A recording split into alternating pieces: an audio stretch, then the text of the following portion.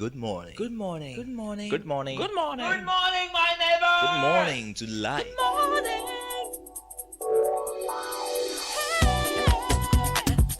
Music. Talk. Inspiration. In perspective. Express yourself. Good morning, my neighbor. City FM, your station. It's a refreshing lifestyle. City FM 97.3.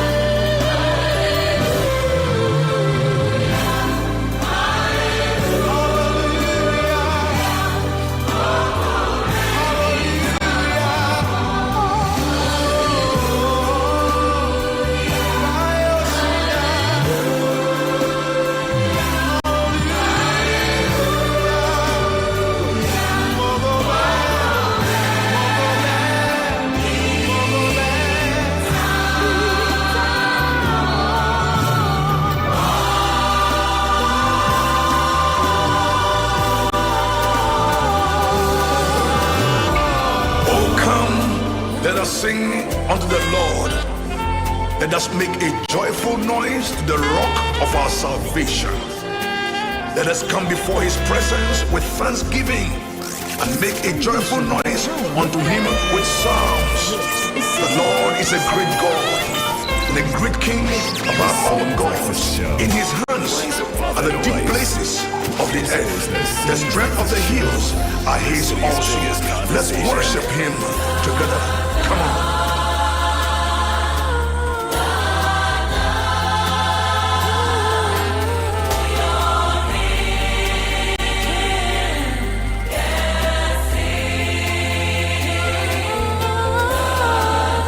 From the rising of the sun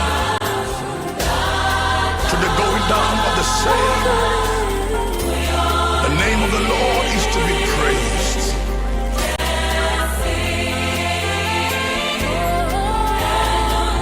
From everlasting to everlasting, you are God all by yourself. The nations are like a drop in the bucket before you. Forever and ever, you are worthy of praise, and we worship you. Worship you.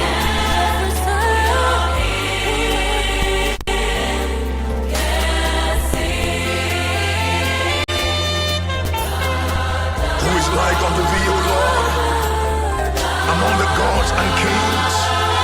Who is like you, glorious in holiness and fearful in praises?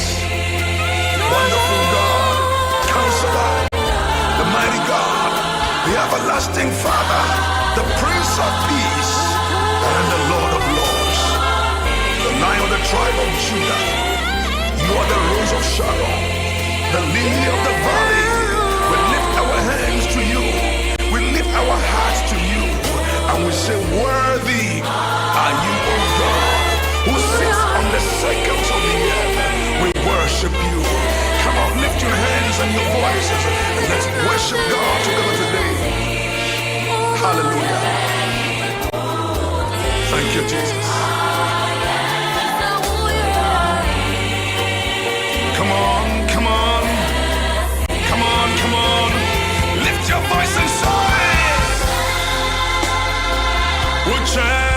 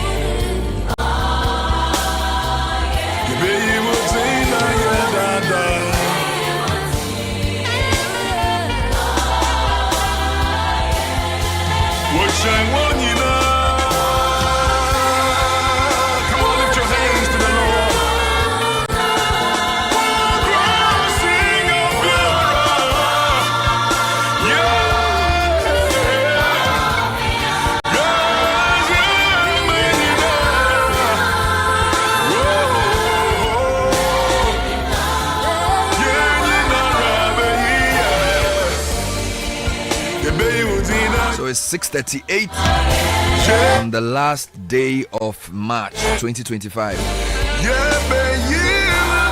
So on and on we go in the year. The first quarter is done. Second quarter starts tomorrow. It's a double decker for us. You are the Rose of Sharon. As we join our Muslim brothers in our Eid al-Fitr celebration. Our hands to you.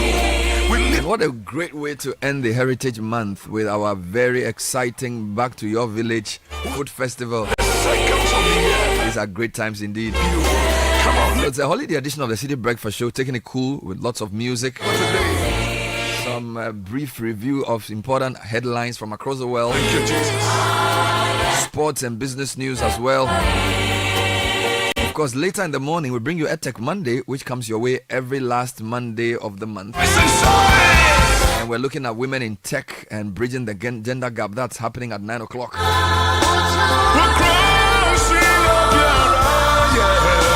It's still interactive. It's live. I'm here, Bernard, with Godfred. Others will join us as the show proceeds.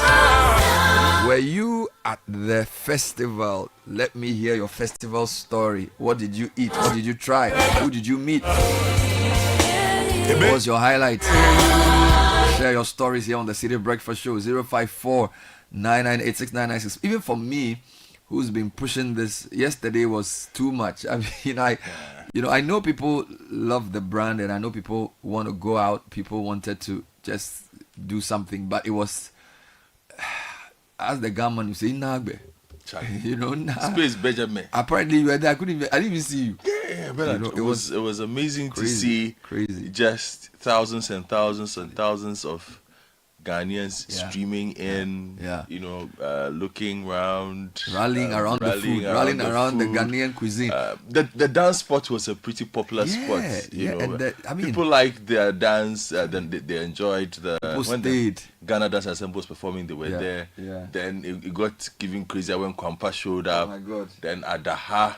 In fact, even before Kwampa, the Drumona did some long session. Which disintegrated into high life music. Yeah, it was. Yeah, it was great. And I saw families with lots of Tupperware coming to buy. Yeah. I had a friend who was pretty upset because she had come for the Apra-Pransa. Why, he finished? Charlie said he catch it at 2 o'clock, the Apra-Pransa finished. Look, me, I wanted even Friday, I'm from Pork Chef, even Saturday. I did you inside, and later they first mongo the team passed the side with me. No, but let me whisper this so that nobody hears it. We have to tell Mr. Money that the people on the pork place, he has to charge them extra. Too much. They cash out, Papa. Brutal. Hey! Everybody cash out. I mean, to be fair, Charlie Aloski. One Abolo was 10 cedis. No, if I forget about Coach Nimley queued for 2.5 hours to get a stick of kebab. It's terrible. Not because, Charlie, people, yes, all the kebab has been bought to. Yeah, and so they haven't reached the fresh meat that will be your 10. Before the yam is being fried, they've already paid for it. Yeah. No, but look, people are saying we should get a new venue. I don't know. We'll think through everything. It's just been great. 2 great days of. No, I like the venue. It's intimate. Yes, and it's nicely like some trees in some corner. It's intimate. Open space. It's intimate. You're right. It's. Let's not underestimate the value of intimacy for something like this. True. You see, it's true. The bumper to bumper and all. It's also part. Yeah, if you might think, it's grown, so it Once becomes very dispersed. Yeah. You will not feel like you are in a place like this. I agree with you, and I think this year there were a lot of places to sit. So my professor sent me a text message in the morning that, "Hello Bernard, I went back to the village food fair with my grandchildren yesterday. We had a good time. There was a lot of seating places. Yeah, the back. And I was able to sit and enjoy a nice meal and then listen to the live music while watching those on the dance floor. Are you cool? Now, this is around 10:30 a.m. We met, Mauli and I also met Reverend Adeakwa. Chop Puloto. He just make work for some corner. I know, had he closed church or he was... He had closed church. He likes Agbelikakulu. He was on the hunt. But the Agbelikakulu supplier was Larry Alandogbe. Larry is now into... Is the newspaper business that bad? The newspaper business... Oh, no, not that he was selling. He had bought a lot of hot Agbelikakulu and he was distributing it. Okay. I thought he was doing diversification. No. But did you pass by Zoella Ventures? You mean Zoe and the family? Hey, Zoella Ventures. I was like, hey, sister. Asana and Co. Charlie. It was amazing. It was really cool. She gave me a nice cup of really nice. I was overwhelmed. Yeah. Honestly, so I just sat somewhere and was chatting. You know the thing about what we do. The difference, like, because I haven't been on TV for a very long time. You have to spend time greeting too. No, it's until you speak They don't know who you People are. don't know who you are. So you're just standing there. But if you utter a word, they know your voice. people are like, so it's you. You should patent your voice. Yeah. Sky is the laugh, I was you know. Sky on Saturday, and I think for the first 2 hours, all Sky was doing was greeting people. Yeah. Even yesterday. Do you know that if you took 10 CDs per greeting, Charlie, You can be a millionaire right now. I can't buy me a Charlie, buy you. you can pay dollar school fees. Charlie.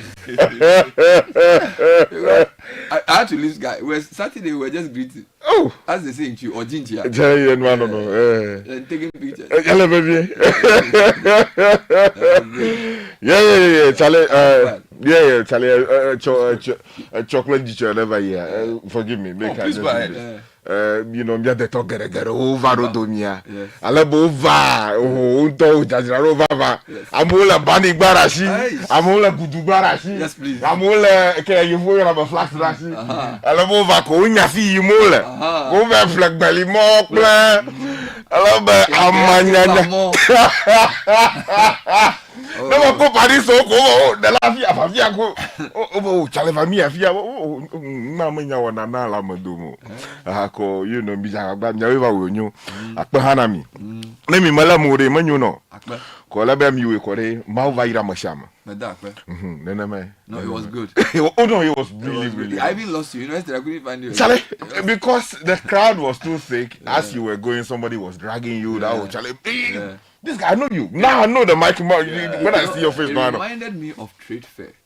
Back in the day. And it's funny because I met a friend, Gilbert, and you know, we are in our early to mid 40s, and we're saying 30 years ago when we went to trade fair for the first time. It was like this was the first time I ate proper rabbit kebab. Allah. Was at a trade fair in the early 90s. And yesterday, his kids came, my kids came, and I was like, Charlie, we've come a long way. Now we are the one treating the people.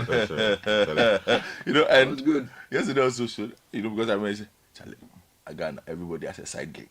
So. Charlie, The entrepreneurship. I met a friend of mine who is the head of communication for a company that advertises here. So I met her, I said, into more about her. Maybe let me ram. Ram,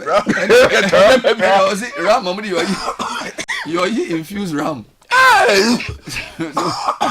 He said this is local. He said they put, so you see that you are on the thing. That's right. And then they put Ram on it. Put in the ram. And they That's said, right. Create a different cake. I was walking somewhere where I saw a lot of the Dutchies there. That's where the T Avenue. Charlie, the T Avenue. This is called Green Ventures. Allah. Chief supervisor of Green Ventures. Our former colleague and us. Thank you. He's still there. He was standing there. He's still managing that He's business. managing Green Ventures. I said, Charlie. No, I went there myself. aren't you a chief producer somewhere, my brother? No, I mean when we go close the place. So me and Larry, when we went, and then we decided that no, at this point we needed to sit down. That's why we went. So what At Green Ventures. What time Yeah. did you live there? Oh, well, I think just about 10 or soon thereafter. Didn't the rain? I left around 7 something. Oh yeah, the rain. The rain Oh, Charlie, when the thing was about Heating up for dancers to come and do their thing, And the rain. everybody was dancing. Everybody was on. Then the rain just started. Wow. I stopped it earlier, but I realized that at this point, let me just allow it. The rain was a blessing to endorse the 2 days. Yeah. And I think, look, those who appealed for 3 days, we would have been too tired. Yes, we couldn't. Would do have it. been too tired. We So, couldn't do it. You But- enjoy it as it is. Congrats to all who took part. The event team as well. Charlie did an amazing And job. happy Eid to all those celebrating. I think it's come at the right time because I think the fast was broken yesterday. Yes. Or is it today? It's yesterday. It was yesterday. Yesterday. It ended So completely. those who managed to, I saw Fentu and Co. Tahiru. Money to pass through Maybe so. to do a few things. Yes. It was really, really good to see old colleagues, to see friends, to see listeners. I've people who came in from the UK Yeah. just to come and eat Ghana A lot of food. tourists. You know, I think look, it's amazing. So congrats to the team. We'll do some quick headlines. Today is a different show, so we are not following any formula. Yeah, so. And we are just give me the stories that have caught your attention online. Okay, then let me just take you to Sky Citi Food. Newsroom. What's Citi there? Newsroom leads with Back to Your Food. Back to your Village Food Festival to your triumphs food village in bazaar. celebrating Ghanaian cuisine and culture. Okay. Amazing. All the photos are there, so you can just go and check it out. This one also says that government cancels sale of diplomatic properties in Nigeria and Zambia. Okay. Yes, those are the two All those stories are here. Citi And then newsroom. also Professor Pokwajiman undergoes medical treatment at UGMC, but I think she's out of the country. And then this tragic story that occurred over the weekend. Is it Assisi? No, there's a boxing. The boxing. Oh, Charlie. Nigerian boxer Olariwajo dies after collapsing in Ghana fight. Oh, Charlie. Sky, what do you have for us? Okay, so let me take you to channel 1 news.com. The lead with Interior Minister urges peaceful Eid celebrations and calls for national unity. Also, a Shaiman robbery. Police arrest 2 suspects, recover weapons and stolen items. All right. They also have a story on the Back to Your Village Food Festival and saying that it blends culinary delights with vintage fashion flair. Ben, I just said I went to this Abele Delight place. No, I think Abele Delight. They are not doing well. No, Charlie, not that they are not doing well. I will forgive them fans. Grown ass people, you know, Charlie. Some people even came to buy like 10. I was embarrassed when I was You know what? It nostalgia. Yeah. No, And then when Charlie. they finish the Diary Amodika, Charlie. that chewing stick they put it. And people know how to drive it. Yeah. You know, you have to first of all drive it clockwise. Because in those days, that's the only ice cream that they were eating. No. People were eating that thing too much. No, this is for kids. Yeah. You know, for kids. Abele? Abele In Delight. fact, let me make a special request to Abele What's Delight people. You come and That, set up here next week. no, they should meet me outside. Serious? Because yes, I didn't get some. I was looking for the Abele was. I didn't get it. Because people like my friend There were just too many people Emmanuel there. came to buy like 10. Charlie. Like 10. Charlie, it was bad. So what else do you have online? And another story says vendors blown away by massive turnout at Citi FM Channel 1 TV Food Festival. Okay. Yeah. Have Go you? to my joy online for me to see what they have Okay, there. I have my Joy online. They Okay. are also leading with the death of the Nigerian boxer. Oh, Charlie. Yes, and then a lot of Aveji stories. They face live TV cameras, but not justice. Aveji on lack of public accounts committee prosecutions, and then also says on the SkyTrain scandal, Park recommended prosecution, but nothing happened. Former GPHA boss questions ECG missing containers scandal. And then also, let me just give you one story from the sub-region. West African hunters impose levy on imported goods. Can you take me to GNA or... Yeah, so I'm on Class GNA FM or any now. of those other- Parliament approves Class. 2.8 billion Ghana cedis for road maintenance. 2.8 billion. Ghana cedis for Road maintenance. Yeah, but another story that's actually generating a Yes. storm is that it has got to do with payments that MPs will receive to monitor projects in there. The amount is almost 60% of the cost of the project. It's just crazy, man. And then another story. You need to explain that to me though, because how do you need so much money to monitor a project? Well, that's the issue. Because the media can monitor the project for them. Or maybe the project monitoring department, the Yeah. various institutions. Because I thought if you have that much money, they should spend it on more projects. Like as I'm speaking to you, there's an appeal from a community in one of the constituencies in the Volta region for a badly dilapidated school to be repaired. Yeah. Okay. So if the MP has that much money to monitor, you should use that money to go and fix that school. I'm asking myself, why should I go and be stressing myself to be doing that school when MP has almost 70% of the budget for education infrastructure to monitor the same project? Yeah. It doesn't make sense. Some way, but we'll go into A it. lot of things in this country don't make sense. What else do you have there? In the area of politics, President breached no law by forwarding petitions against CJ to Council of State. They're quoting Martin Babu. Which website are you on? I'm on GNA. Okay. And then also minister to set up committee to track 1,346 ECG missing. This is another thing you have to containers. look inside for Charlie, me. This well, missing Charlie. container matter. The matter we should look inside well before we even begin investigation. We should look inside before we start investigating. Yeah, before we begin investigation. So it it's all, doesn't make sense. though. 1,300 containers. yeah, one morning they woke I mean, up. this is serious. Well, they said they've done some arrests. We'll wait to hear who got arrested. It's very murky. But where I sit, by now, the arrest list should be like 50. It should not You be mean 11. all people who are responsible directly. At least should be. And luckily, the way Parliament The is thing didn't speaking, fly from there. Sort of the parliamentarians sort of agree that They this woke up one morning and woke out. thing needs to be investigated properly. So check a class or I'm on class for you. They me. are talking about inflation. Inflation expectations softening according to the Bank of Ghana. Parliament approved 65 million Ghana Citi budget for Ministry of Sports and Recreation. They are also looking 65 million. Yeah, 65 million. Okay. It also says gold crosses $3,000 an ounce. Oil jumps and cocoa tumbles. Cocoa's not doing too well. And then last one from class for you. Ghana's trade surplus meets IMF reserves expectation with $6 billion for 3 months. All right. What else do you have? Well, let me take you internationally. Nigeria, there's a lot happening in that country. What's happening? So, for instance, there's a bill before Parliament seeking to stop people above 60 years from running for office In any kind of capacity. for presidency in particular. And if you go to the Daily Post newspaper, they say above 60. Yes. Hey. 2027 mixed reactions trail bail to stop Tinubu, Obi, Atiku, others. You don't want old men to go around the country anymore. But we need the wisdom too, Charlie. They should be bought German. The Council of State members. The work is not easy. Somebody was telling me that if you are president or vice president, even if you don't want to work, you'll be tired. Because, look, I MC some of these government programs. And sometimes I don't know how they do it. So, like, I go to a program at 10. Maybe the president comes, and that's the second event. Then he's done at 12. He goes for some meeting, and he flies to Nigeria. And comes back in the evening to do something. I mean, like, how do you have a schedule like? I don't understand. So in a day, they do at least 5 major activities. And even you and I sitting here. Imagine.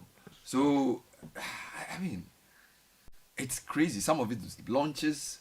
And then we haven't added cabinet meetings. We haven't added people calling upon you to announce funeral. We haven't been brought, you haven't added that too. It's just official programs where you have to go. And when I'm emceeing this program, sometimes the protocol will tell me, can you fast track the program? Because there was one particular Friday I went for an event, and I was told the president, that was like his 5th event. And this was around 4 p.m. And he came with a vice. Both of them sat in. And so when they come and people are giving a lot of speeches, then the people are like, actually, we have another program. I was like, but how do you schedule a human being to have all these programs in a day? Yeah, because give it to other people. Give like minister. Let's, it's too much. Yeah, so it's too much. It's too much. That's why their hair starts growing white.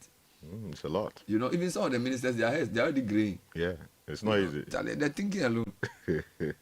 So I don't know. Well, let me just bring you that story before we come back home, because the story says the bill currently on the floor of the House of Representatives seeking to stop anyone above 60 years from vying for election to the offices of the Nigerian president and state governor has triggered controversy.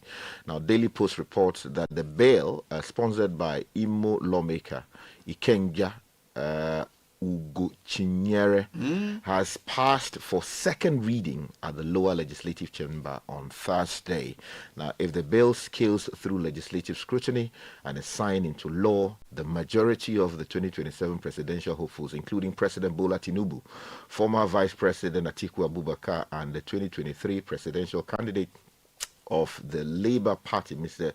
Peter Obi, will be missing. The question is whether Tinubu signed that. Yeah, president. I doubt it. In Africa, if they do that, it will be a revolution. If they say no person above 60 to run for president, Charlie, it will be very serious. And I don't even think that constitutionally it will stand scrutiny. But Nigeria, their constitution is. Yeah, I have studied the Nigerian constitution a bit, but I don't think that this will be constitutional.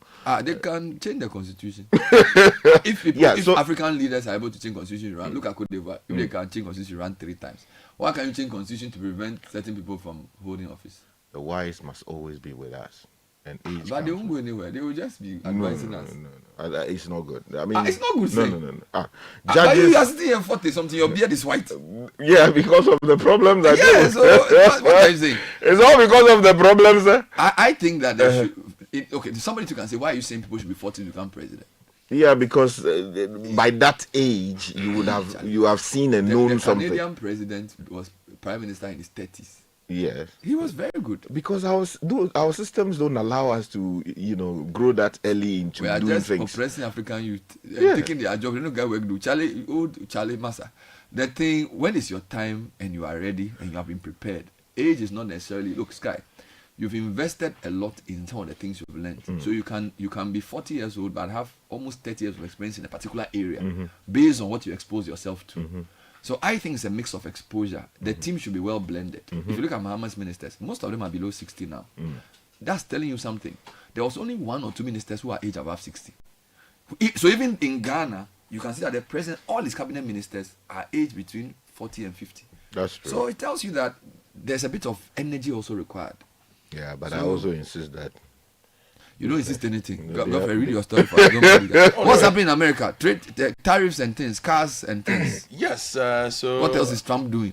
Well, just before Nashika comes to read the news. Just the usual, back and 25% tariff on cars. Over tariffs, basically. Yeah. Yeah, just the usual. That's the main thing. Yeah, nothing really. Nothing big. A lot of court cases. Court cases? Yes. In America? Yes. Over what? So a judge is blocking Trump, who's from sacking VOA staff temporarily. Hey, Chinese VOA thing. So are they closing down VOA? That has also been sent to court. Sorry, so the VOA, are they serious? Yeah. Oh! They say it's a waste on the part. Oh, Charlie. So imagine somebody getting a job at VOA last month only to be told that Trump has pulled the plug. It's serious. Anyway, we'll come back with more. Thank you, Sky. Thank you, Godfred. That was the Citi. What was this called? The newspaper review. Okay. We'll be right back. You see what food has. It was brought to us by Fidelity Bank, Total, and Piva.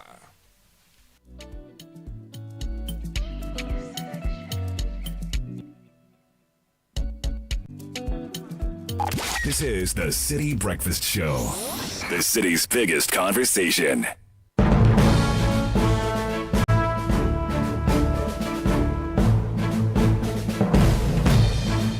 Nashika Sisa is here with Citi Business News. Good morning. Good morning, Bernard. Hello and welcome to the breakfast edition of the Citi Business News, proudly brought to you by MTN Goil and EcoBank. I'm Nashika Caesar. Coming up, Ghana's port revenue surges to $4.3 billion in February 2025 as trade surplus hits $1.6 billion.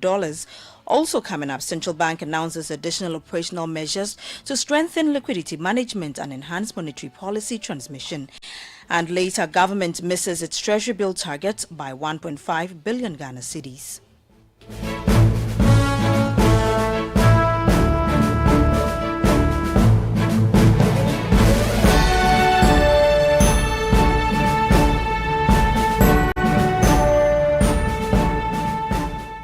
The details of our stories now.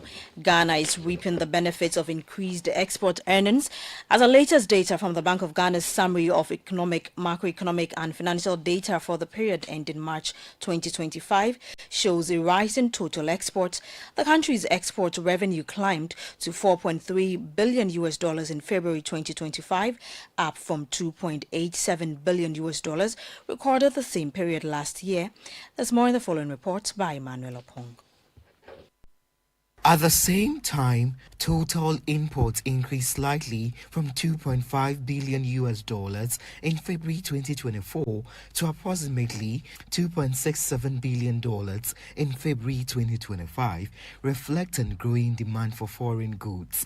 The data also reveals an improvement in Ghana's trade surplus, which stood at $1.6 billion, about 1.9% of GDP, compared to the $386.9 million, that is 0.5% of GDP, recorded in the same period last year. A breakdown of Ghana's total exports shows that gold remained the top performer, bringing in $2.3 billion for the period under review. Cocoa exports followed with $835 million, while crude oil exports underperformed at $581 million, a drop from the $620 million recorded last year.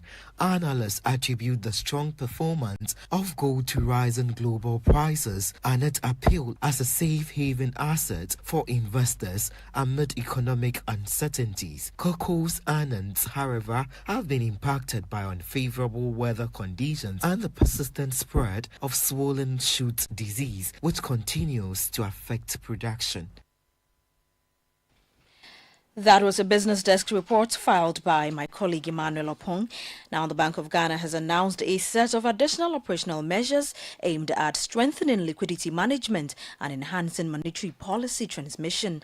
These measures were announced by the BOG Governor, Dr. Johnson Isiama. A 73-day instrument, which is meant to augment the existing sterilization toolkit. Secondly, we plan to intensify the monitoring of banks' net open positions to ensure compliance. And now all this is meant to ensure stability in the FX market. Then the last one is to review the current structure of the cash reserve ratio. You know, there's the dynamic ratio and there are also those high levels that have been maintained. And we want to assess its broader impact on liquidity conditions and financial intermediation in the economy. Dr. Johnson Isiama also reported strong banking sector growth, but warned that non-performing loans remain a concern. Performance continued to improve. Total bank assets recorded 34% growth at the end of February 2025 relative to 12.1% growth in the same period last year. With regulatory relief, the banking industry's capital adequacy ratio was higher at 14.4% compared to 13.6% in the same period last year. Without reliefs, however, the capital adequacy ratio was 12.1%. Now, on industry non-performing loans, the ratio declined 22.6% in February 2025 from 24.6% in February 2024. He hailed the e-levy removal, calling it a boost for fintech innovation and financial inclusion. It is welcome news. I believe that the minister has worked the math so that the removal of e-levy turns out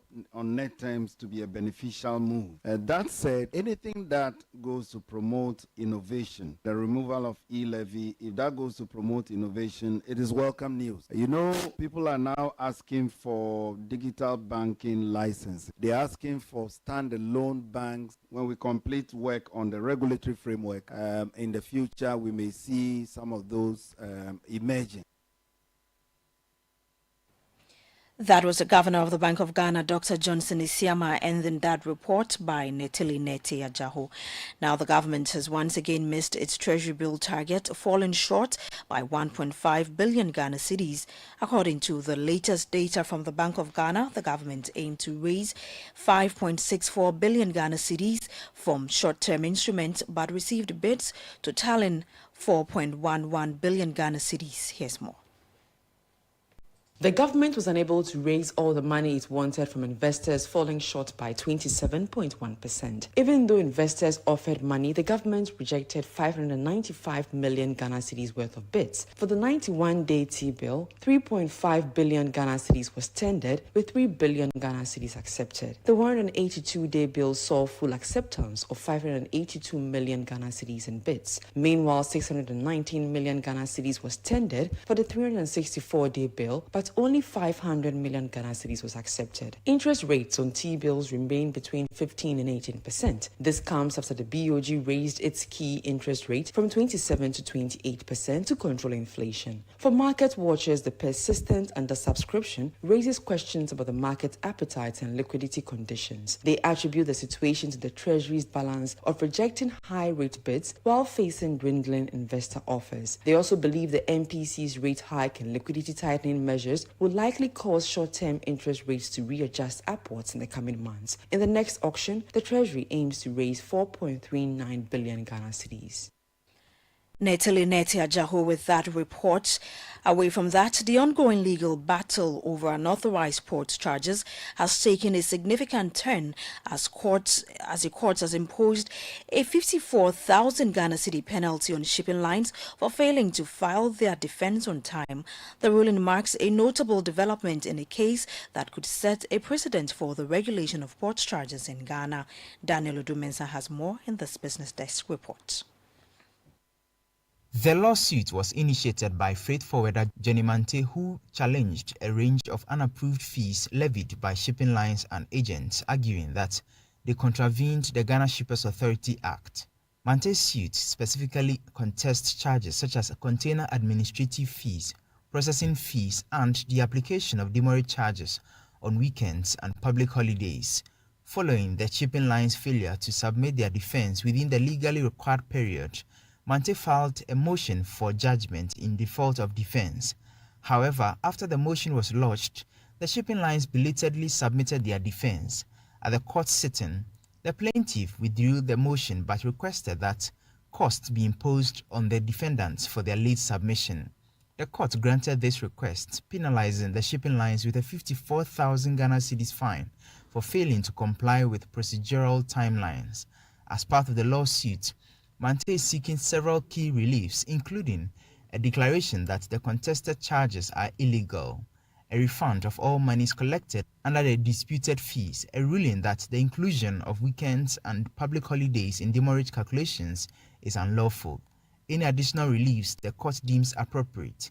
The case has garnered widespread attention within Ghana's shipping and logistics industry as stakeholders raise concerns over what they describe as excessive and unjustified charges. Industry observers believe that the court's final decision could have far-reaching implications for freight forwarders and shipping lines, potentially reshaping the regulatory landscape for port charges in the country. That was Daniel Odumensa with that report. Now let's have a quick market check on the currency board across some forex bureaus.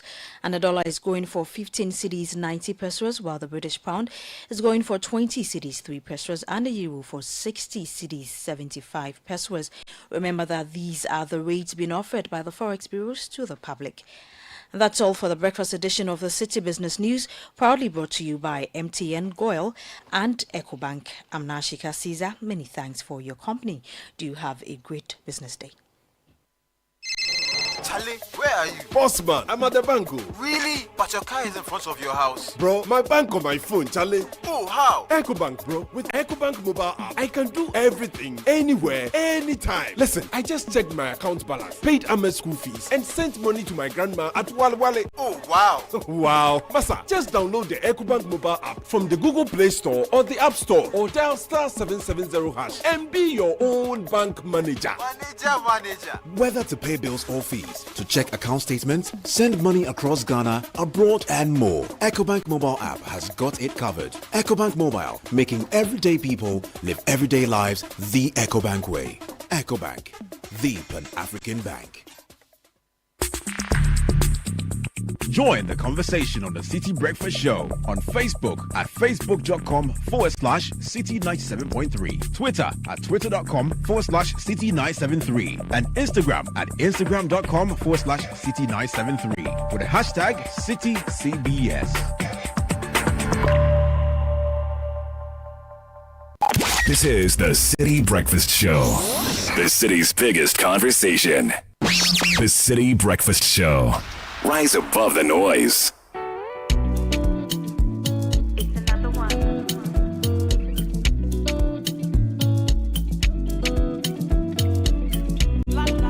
So it's 12 minutes past 7. The City Business News was brought to us by Fidelity Bank. Trust in the journey and understand that Fidelity Bank is with you every step of the way. Together, let's turn your dreams into reality.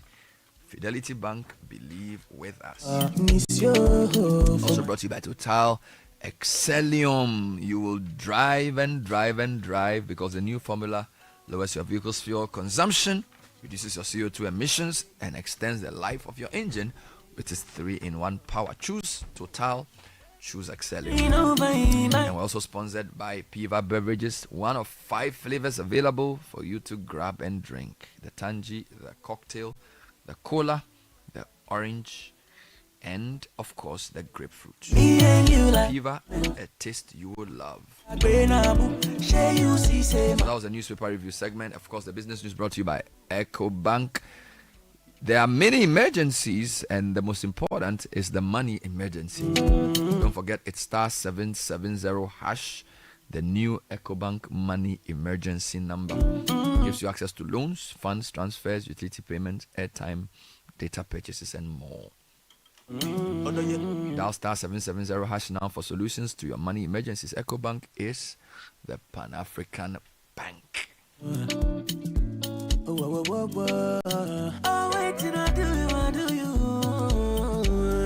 you lead me, go for a tungo. Where you lead me, go for a yeah.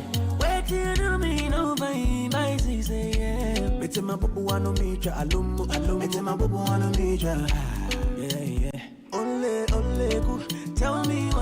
up next is the holiday edition of Kick Off with Lesheho. The Don't Call Me campaign has come to you because you deserve financial peace. From now till April 30, we've reduced our interest rates just for you. Whether it's education, rent, or unexpected expenses, we've got the right loan to meet your needs. Simply WhatsApp or call Nana on 0270-040799. That's 0270-040799. Let's make life easier together. Terms and conditions apply. Lesheho, let's improve life. And your favorite Shell V-Power is now available at your Shell V-Power stations. Visit to experience unbeatable engine performance. Your engine deserves the best, and with Shell V-Power, you can maintain optimal performance with unbeatable protection against performance robbing engine deposits. Say hello to unbeatable performance with Shell V-Power. Shell, go well. This is the City Breakfast Show, the city's biggest conversation. There are some classy celebrations that calls for whipping out your favorite China sets. Same goes for your luxury vehicle. Just any engine oil won't do. Premium understands premium best. The new Shell Helix Ultra 0W20 SP is the one for your premium car. It's a fully synthetic motor oil designed using the Shell Pure Plus technology. Prevents dirt buildup with exceptional cleaning power, leaving your pistons cleaner than a whistle, up to 50% more than the industry standard, and gives you stronger, long-lasting engine performance. So, if you want your classic car to run smoothly like a Ferrari for years to come, use the Shell Helix Ultra SP020, made for premium. Shell Helix Ultra 0W20 SP, designed for ultimate engine performance.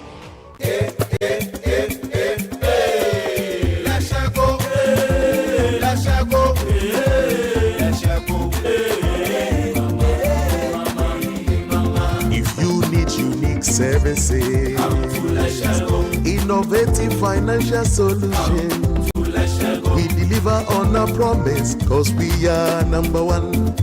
Let's share go, we improve your life. Let's share go, let's share go, hey mama, hey mama, hey mama. Even when you're stuck with nothing, no matter your situation, let's share go, we improve your life. Let's share go, hey, let's share go, hey, let's share go, hey mama, hey mama, hey mama. Let's share go, we improve your life. Unleashing the power of relevant radio. This is City 97.3.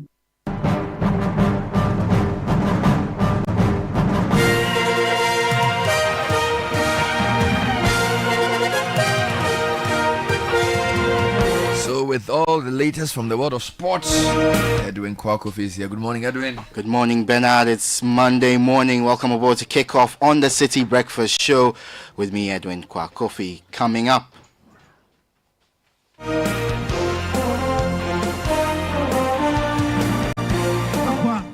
drifting from the left-hand side. This could be a big moment. That is blocked by Abdul Basit. Kotoko still have the advantage, and it's in!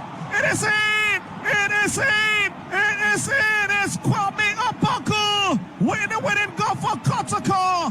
And the big man have just danced on the big stage. It was the FA Cup weekend in Ghana, and Kwame Opoku was Kumasi Asante Kotoko's hero as they reached the semi-finals. And in England, here's Gundogan. It's Semenyo, but he hasn't got a hold of it. O'Reilly has. Beautifully done for Marmoush. That's quite the entrance. Man City kept their only hopes for a trophy this season alive as they came from behind to beat Antoine Semenyo's Bournemouth in the FA Cup quarter-finals. Kickoff is powered by Shell Go Well, Zonda GH, and Lesheho. Let's improve life.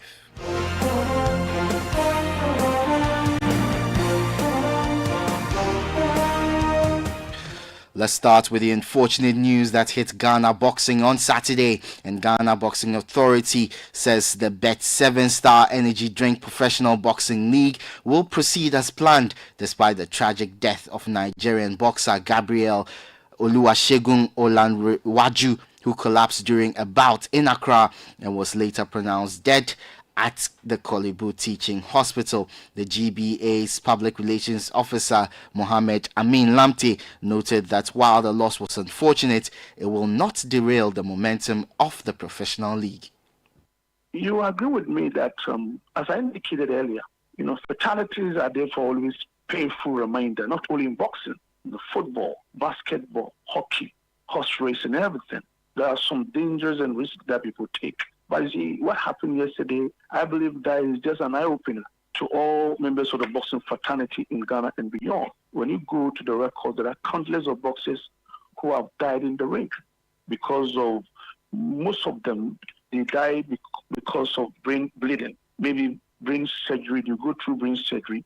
After the fight, it will take about a month or two and they pass away. Most of them normally fall into coma, and some also had problem with head trauma and all that. It is notable injuries in boxing. I don't think that it is going to take the steam out of the league that we are running. It's normal. It's just like Bernard, you and I are journalists. So if today a colleague of ours has gone to cover an event and coincidentally or accidentally the person got injured and died in the process, must we also say that, look, we aren't going to practice journalism again? I don't think so. So it happens to boxing. This is not the first time. Even Well, Mohammed Amin Lamte also provided insights into whether the Nigerian Boxing Federation has reached out following the passing of Gabriel Oluwasegun Olanwaju. The Nigerian acting ambassador and then the personality who is in charge of Nigerians here in Ghana is likely more or less like a warfare organization for the Nigerians. They all visited the GBA office. We had a brief meeting with them.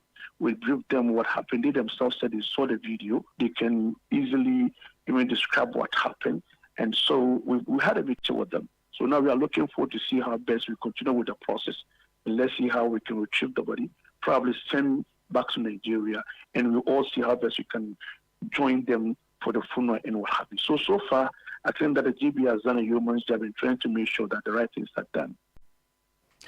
That was the public relations officer of the Ghana Boxing Authority, Mohammed Amin Lamte.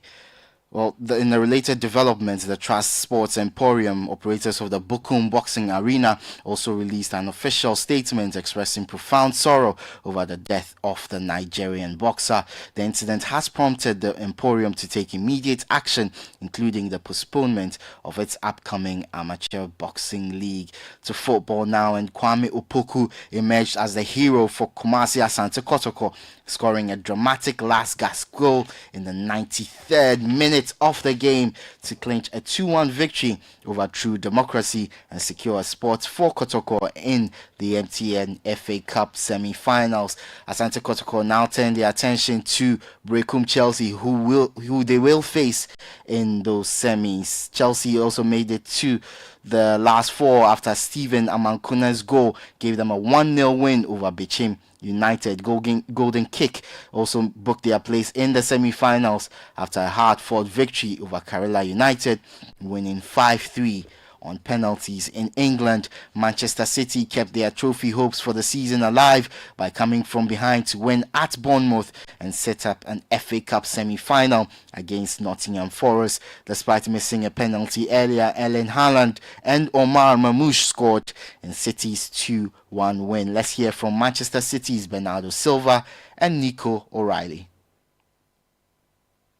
Bernardo, Nico, well done. Bernardo, what pulled you through today?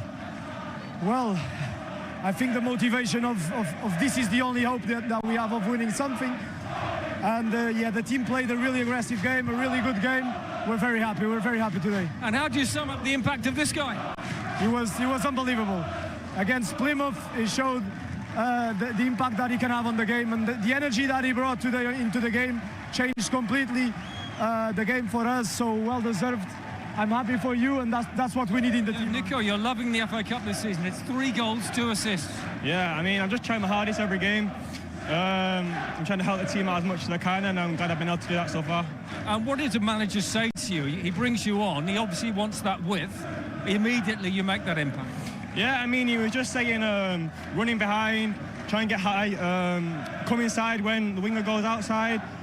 So yeah, I was just trying to do that really. And what pleased you most, the first or the second assist? I mean, there's both important, so I'm happy with both. That was Nico O'Reilly, who assisted both of City's goals in the win over Bournemouth. Earlier you heard Bernardo Silva. Let's hear from Bournemouth boss Andoni Iraola, who was speaking after the loss. Commiserations. Did you deserve better, or was that a fair result? No, I think the game was, I think first half we played very well. I think for us, definitely. But second half also definitely was for them, the game. I think we couldn't keep the same intensity level in the second half. We were not as aggressive. We were a lot more passive, and even with the changes, no, because we were lacking a little bit of energy, especially up front. We haven't been able, no, to play at the same level we've played first half. That was Bournemouth boss Andoni Iraola.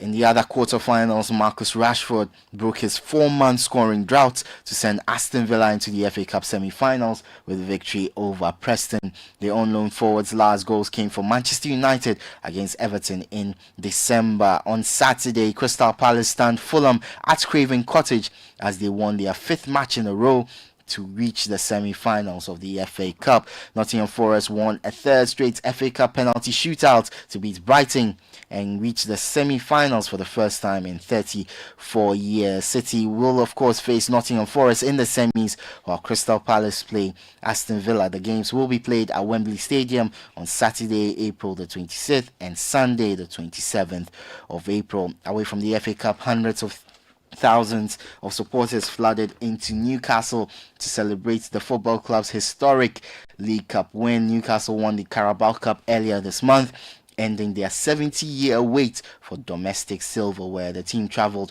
on 2 open-top buses through the city's centre streets, which were packed with crowds, to a large celebration on the town mall as crowds of supporters roared them on. Here's some reactions. Let's hear from Newcastle's Bruno Guimaraes.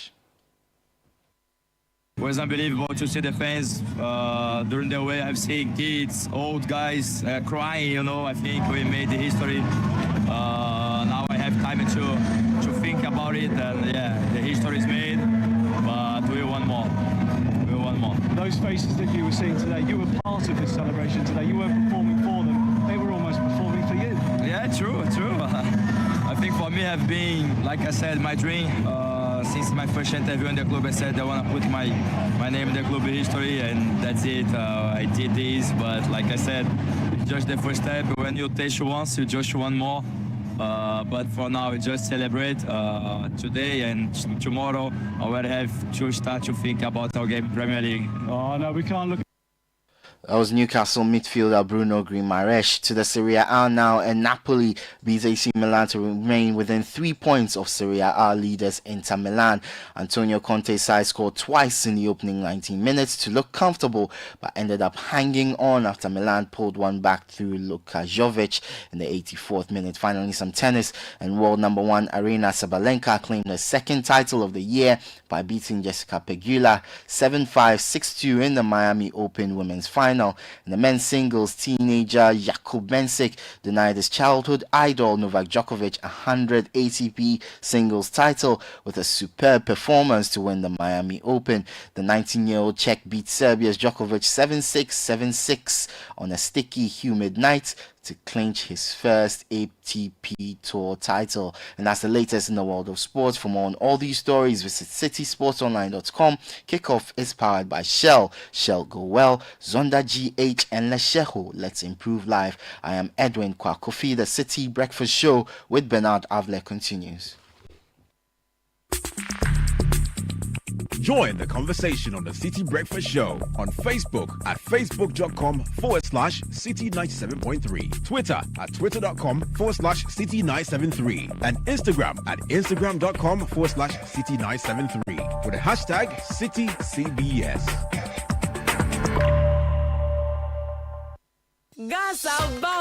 Gasaba. Smoke from firewood and charcoal is harmful and as damaging to our lungs as cigarettes. It can cause heart diseases leading to stroke and and may even affect our eyesight in the long run. Grandmothers, mothers, sisters, wives, men, caterers, and everyone still cooking with charcoal, let's switch to LPG gas.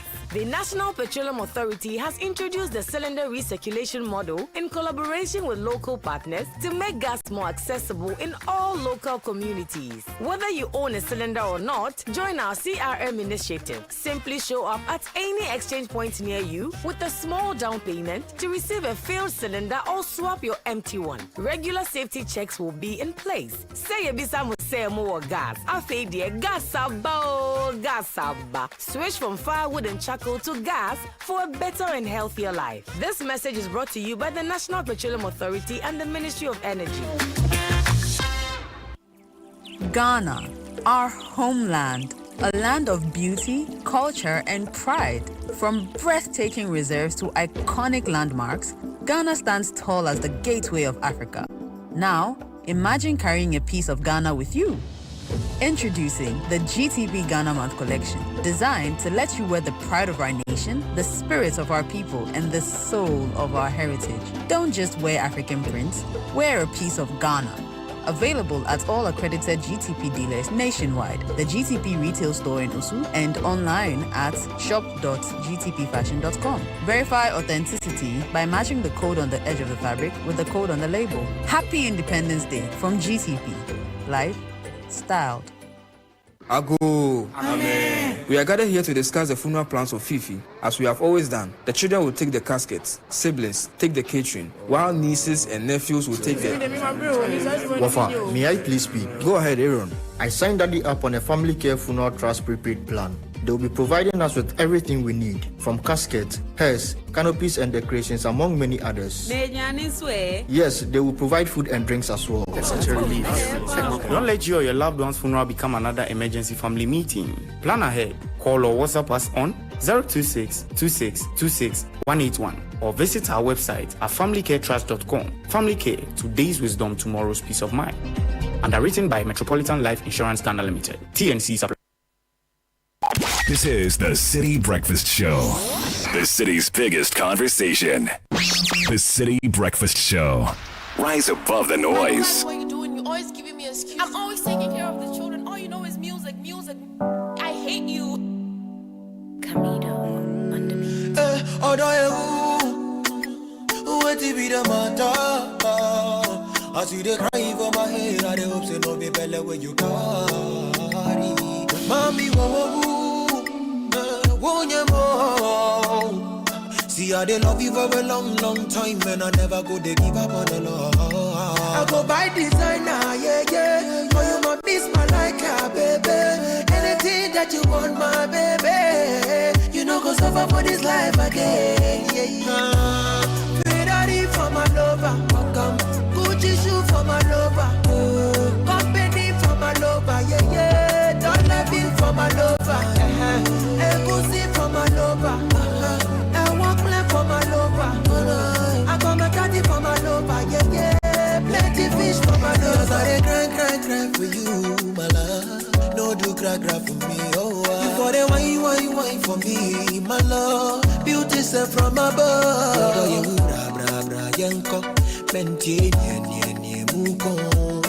Bra yanko, plenty nye muko. Mami do a black for the chi. Nani wo for me do shaku my baby. Mumu pedo mama banya deli. Come closer and see what the agati.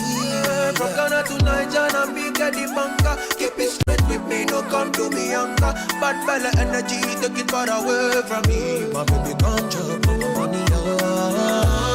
Ferrari for my lover, Gucci shoe for my lover, company for my lover, yeah. Don't let me for my lover.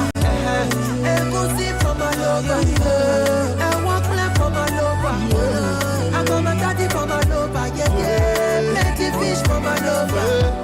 Baby, let me listen and you know the job they over me back.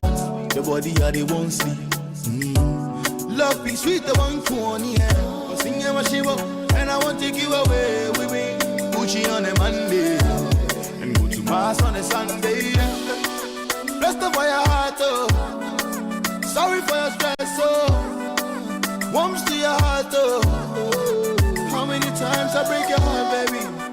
Sorry for your stress, oh.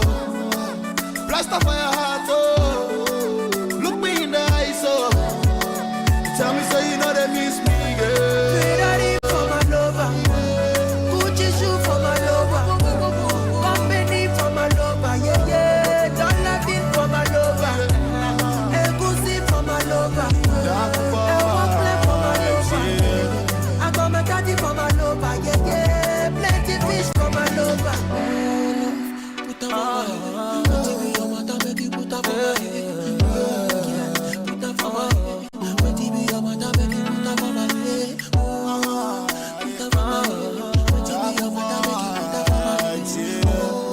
This is the City Breakfast Show, the city's biggest conversation. See how they love you for a long, long time, and I never go to give up on the love. I go buy designer, yeah, yeah. For you, my miss my like a baby. Anything that you want, my baby. You know, go suffer for this life again, yeah, yeah.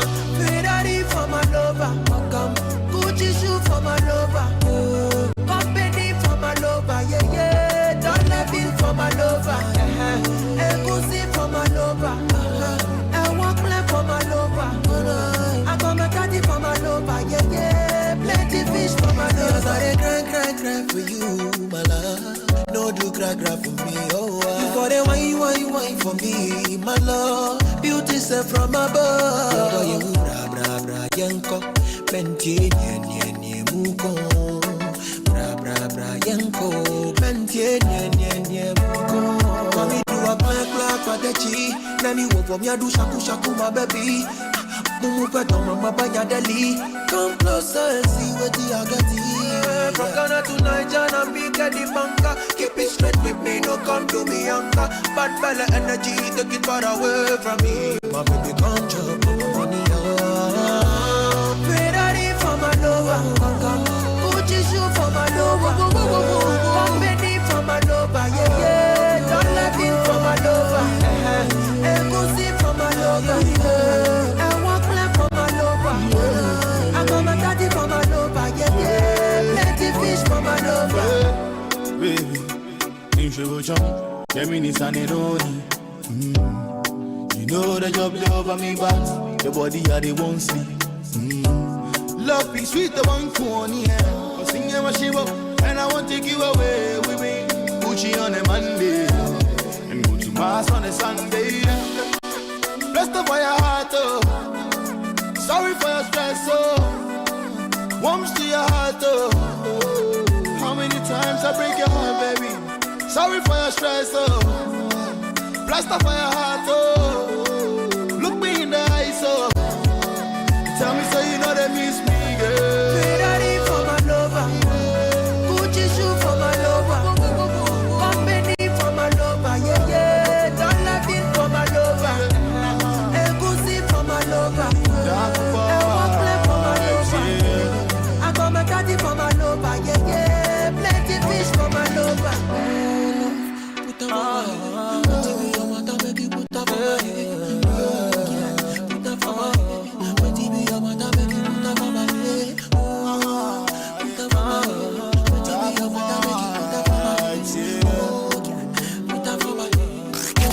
Unleashing the power of relevant radio. This is City 97.3.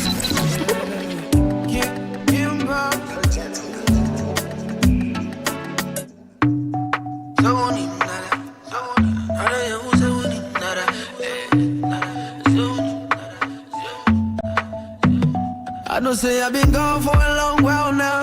When you they call, but I know they pick. And so Evan is on himself, boy, now you are. And all I want be your happiness. You know I gotta make this dough, gotta stock this dough, baby. I cry me there, no be easy, oh. Let me cry me begging, oh, the way you want here. Oh, the miniwa, oh. Unim say, miniwa, eh. Oh, the unim say, miniwa, oh, the miniwa, oh. Unim say, miniwa, eh. Miniwa, oh. Oh, the unim say, miniwa. Know you reading the blood. vlogs. I've been on these tours. Back home right now, I need directions to yours. Your perfection and flaws, infectious and more. My eye gets, I know go rest yet. Trap me with your claws, you're missed. Understood, you can't be misunderstood. You're so clear, I'm your Frank Underwood. Your needs, I won't undermine, never put them under mine. Soon come, darling, I'll be on top, down the line. And I mean that shit. Say just a rhyme. Don't say you and say it's just a line. I cry we did. You know, say your boy for grind. No for stop the time, but running through stop signs. You the bell, and I know they pick up sometimes. Bye, baby girl, sick of you, I see the sunshine. So when it's overcast, make you know they overvex. I'll be back before long, send it in a text.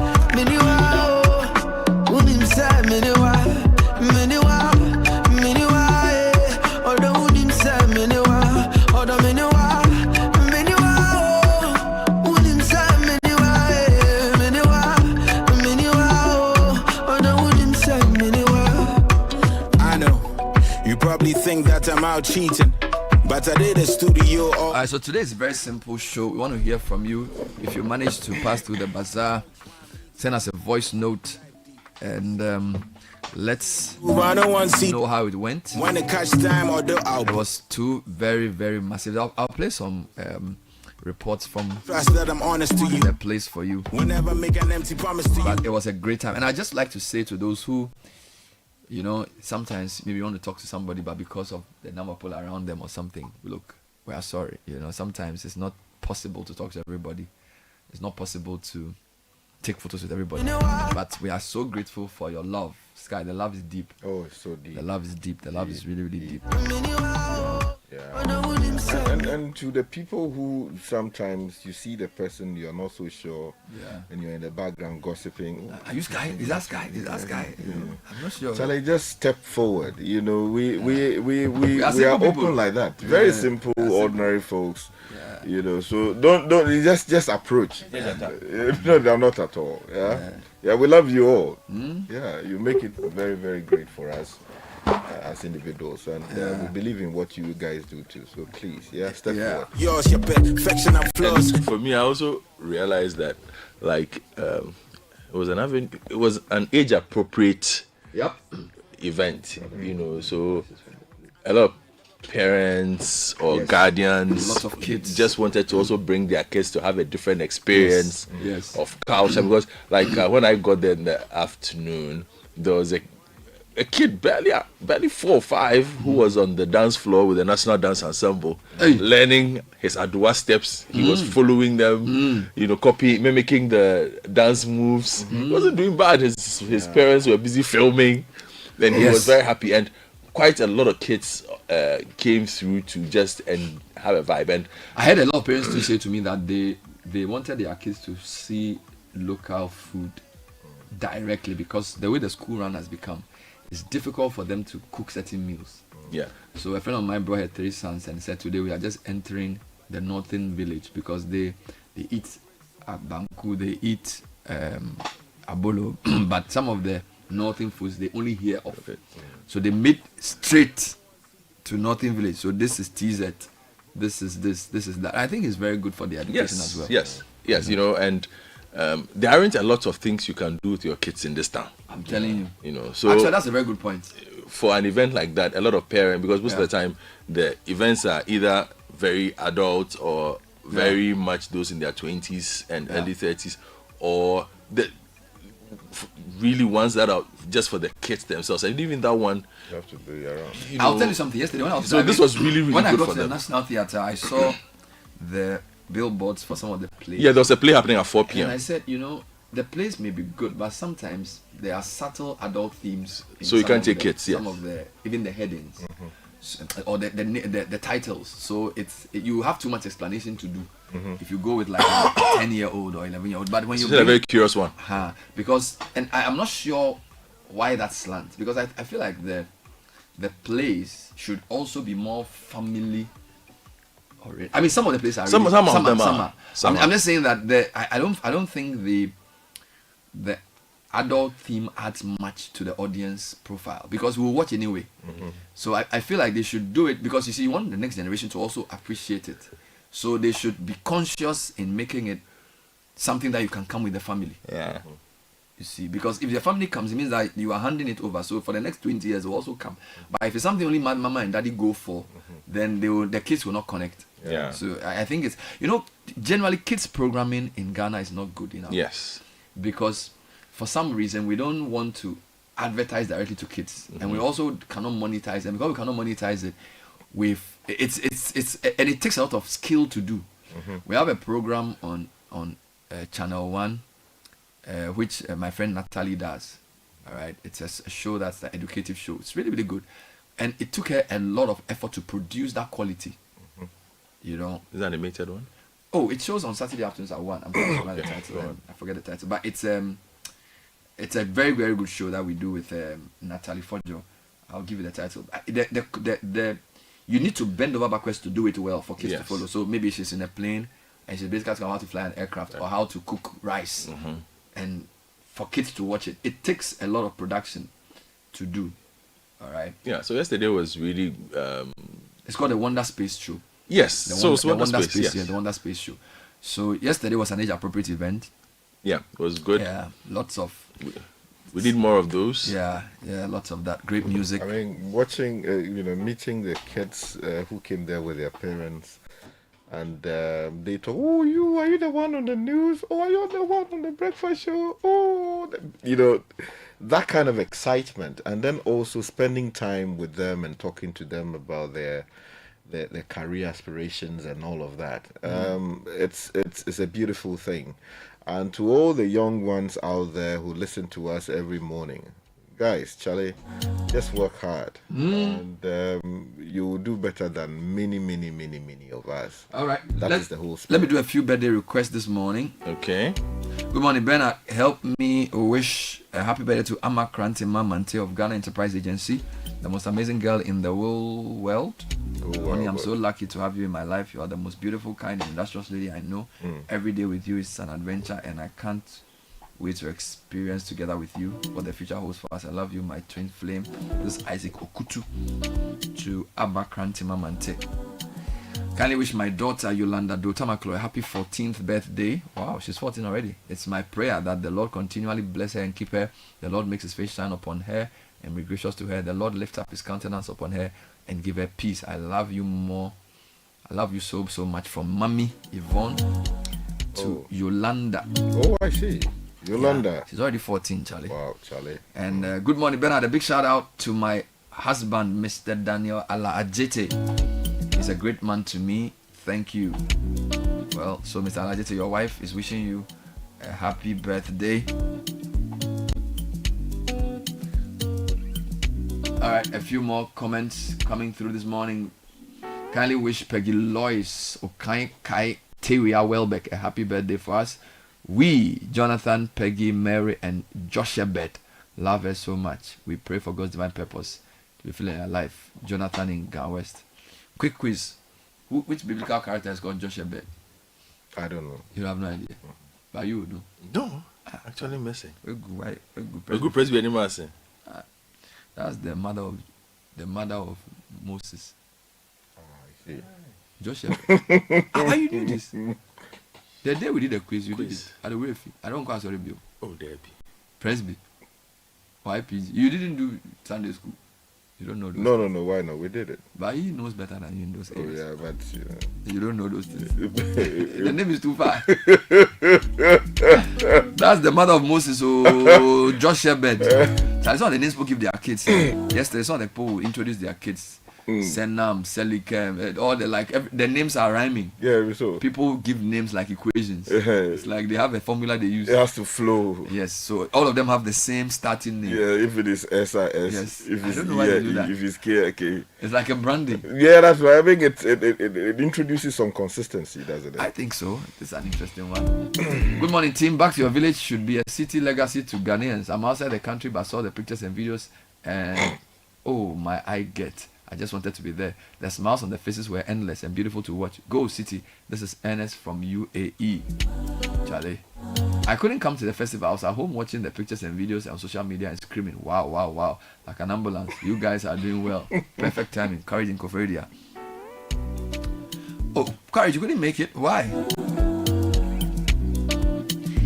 Well, next, Koforidua is not actually far. Koforidua is just 2 hours from here. I know people who came from Koforidua for the festival last year. Sending money to the sub-region has been made much easier using the Pan-African Payment and Settlement System, the PAPS. So whether it's Liberia, Sierra Leone, Nigeria, Gambia, or Guinea, we've added Kenya, Djibouti. You know Djibouti? Charlie, the superpowers are fighting over that space, man. Oh, Charlie. Djibouti, there's also Zimbabwe and Zambia. So PAPS is getting, PAPS is a big thing. Yeah. It makes it easy to do business across the continent. So visit any branch of First Bank Ghana with your cash, and your money is transferred in no time. To receive money, all you need is a First Bank Ghana account. You can call 059692191 for more information on the Pan-African Payment and Settlement System. First Bank, you first.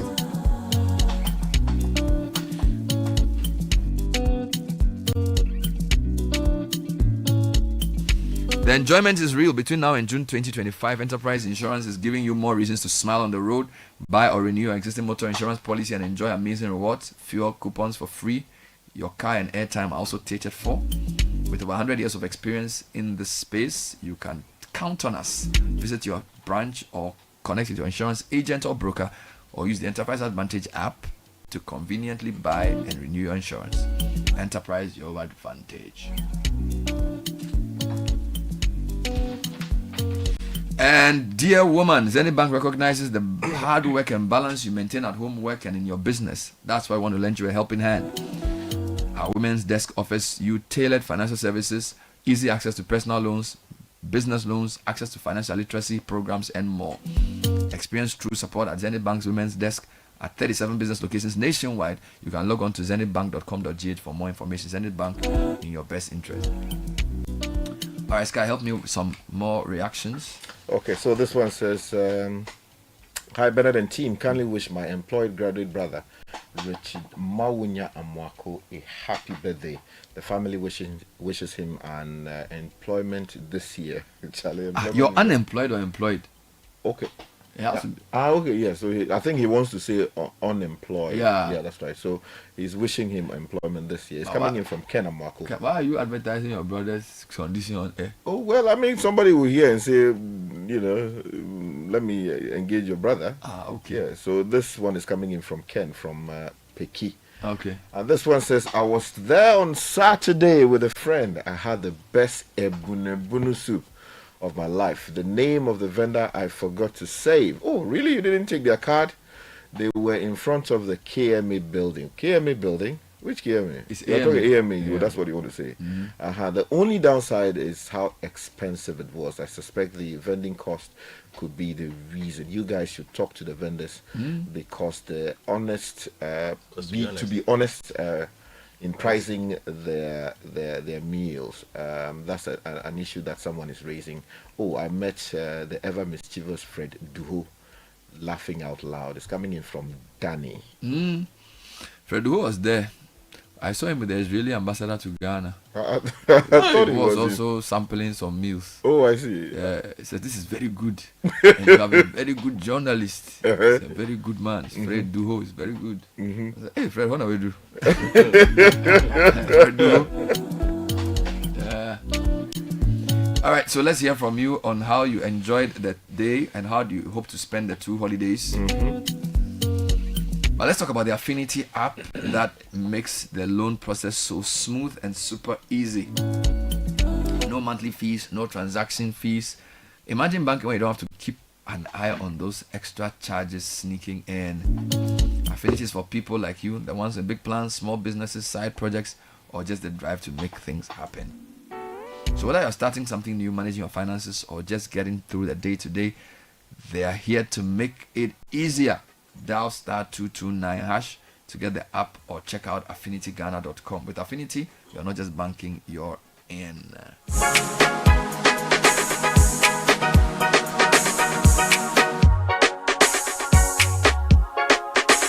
And if you want a solar solution to become more independent in your power service, you basically need to talk to Translight Solar.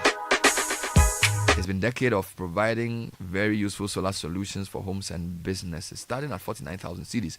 You can power your home or business by paying just 30% upfront and spreading the rest over a 12 to 24-month period.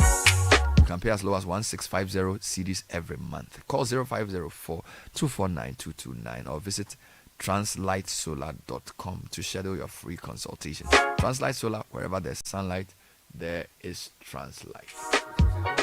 Bernard and team, and congratulations to Channel 1 and City FM for the great event they organized yesterday. I came through with my wife and the children, and it was awesome. I came a little late, and I did miss you guys.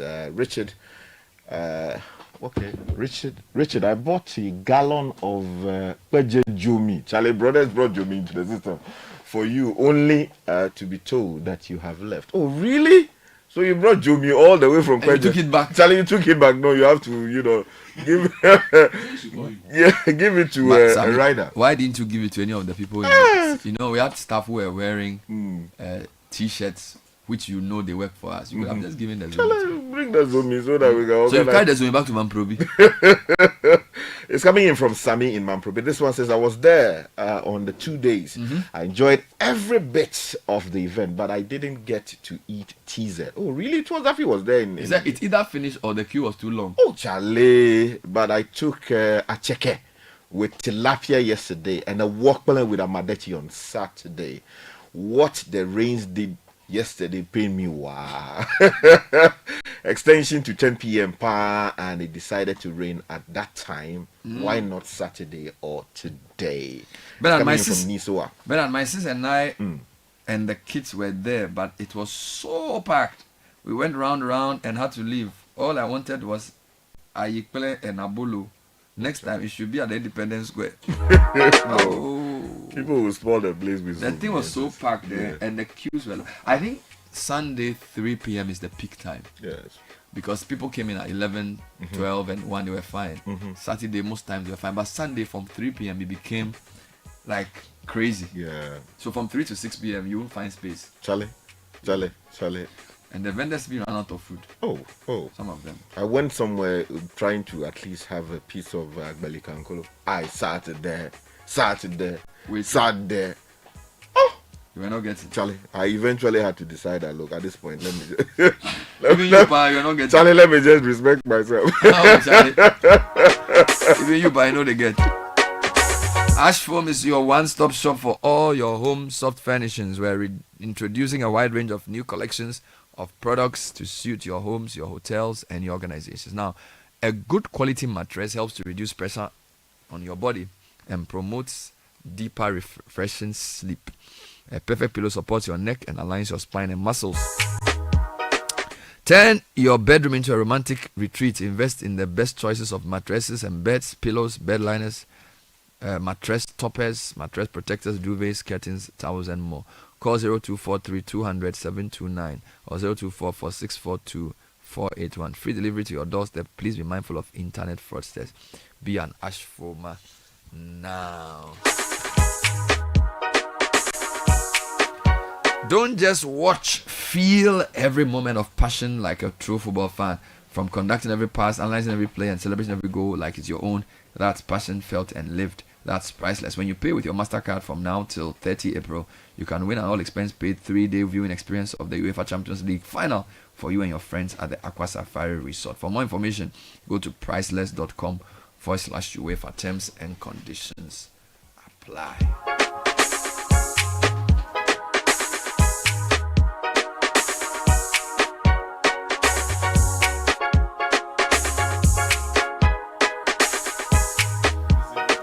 The vice chancellor of the university. Was she able to come? No, this year she couldn't make it. She was there. She's normally there. She couldn't come. Yeah, this year she couldn't make it. I think the presence of work. Yeah, her schedule couldn't allow her. But she says she's enjoying it. And the last time she was minding her business in some corner, managing something. And somebody was like, "Oh, hello, VC." I said, "Actually, people just allow people to enjoy small." 2 days ago, a friend of mine who is a judge said. She wanted to come in, and I said, you have to. They said we don't have to be seen eating in public. Yeah. And I said to him, well, you need to wear a coolie high and wear dark space. And then when you wear the Lacoste or the polo shirt, you raise the neck. Raise the neck. Yeah, and then you hide small in the corner. Nobody will know you. So I say, well, I'm telling you, no, I'll hide your cover. I won't blow your cover. Coolie high helps when you wear it and you wear your shades. Nobody will notice you. That's why this guy is always wearing it. Larry Dube too wears it. Why do people like wearing this thing? Well, I don't know. For some reason, it's become the default. Yeah, it's good. It's the look. It's for people in their 50s who have money. Who play golf. Well, we are not there yet. Do you play golf? Nah. Man doesn't know a wedge from. Yeah. Because the way you dress there, from an iron. It's like. But a lot of my colleagues are now playing golf. So this guy, they have money. Yeah. Some of it is also a route to money. No, because even the investment in the clubs is not a joke. I saw a photo of the Karat, the CEO, Andrew Aka. He had a nice photo with his friends from Kenya, Nigeria, and they were all, you're right. The attire, the polo shirt, the trouser, the belt, the shoe itself can buy it's a lot of can money. buy a bicycle. And trust me, I mean, the truth is, I've dealt with clients on the golf park, like the golf course. Golf course. Trust me, a lot of business transactions go on. Really? I'm telling you. I mean, it's a lot of. They call it high level. High level. They are talking about this investment, that investment, how to bring and you have the that time money. to walk patiently and be discussing. Okay, I'm not going to give you that. Where's your the money we invest in just getting the part. My good friend BJ has taken golf up seriously. Of Bedita, BJ, good morning, Charlie. These days he plays golf like a. One of my mates has been playing golf for a long time, Nasentry, and he is actually very good at it. Yeah. And he says it's even beyond the networking. It's actually a very good thing for walking and stuff. So yeah. So let me give you some quick highlights from the vendors. Some of them spoke to us, actually patrons and vendors, who spoke at the festival to our team yesterday.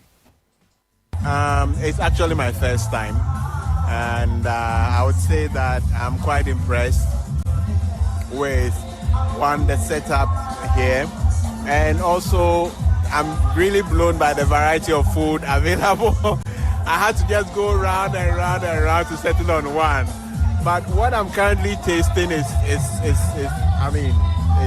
nice, very nice, and very. What are you tasting? And it's banku with okra soup and abobitadi stew, right? Right. So that combination, and it's really nice. I must say, it's a long time I had something like this, and I'm happy that I came. What will you tell the organizers of this event, that is Citi FM and Channel 1 TV? Okay, so I think that this should be done more. Maybe not just at this location, but other locations as well, so that we can spread that Ghanaian authentic feeling, because it's dying out. Yes, this is my first time, and with my experience, I think it's okay, and with the setup and how things are arranged here is very nice. The food are good, the drinks are good, and I think it should be done every year. So I think this thing should continue. Like, I know you do it every year, but at least if you can extend the period from maybe the whole week, at least it can provide capital for those who are coming in. First time, and I'm overwhelmed. I mean, the senses, the smell, the sights, it's amazing. I mean, we just got some yogurt from Zoella yogurt, and it's amazing. And also the five senses. We had some buffalo and some egg, kosiane meko, and we also had some banku and ademe soup. I mean, it's amazing. And I think Citi FM is doing a very great job, and keep this up. I mean, your timing is impeccable. This is my second time come to the food festival. I always come here with the family to enjoy ourselves. So I think so far we are enjoying ourselves. We are seeing a lot of people here, and that's very good for us. But for the food, I've taken some sobolo, and then I think I went in for kebab just to cool down. I think my next meal will be fufu or apepensa. What I want to tell them is that they have done really well, and they should keep up doing this good work. But they should find us a bigger space so that we can have more space to cover whenever we come. But they have done well. This is Auntie Awo and Auntie Awo's catering services. Okay, today I'm the anchor vendor for the southern side, and I'm representing the Ga and the Ga Dangbe. And you know our Ga food. We have komika kenang, we have banku, we have tilapia.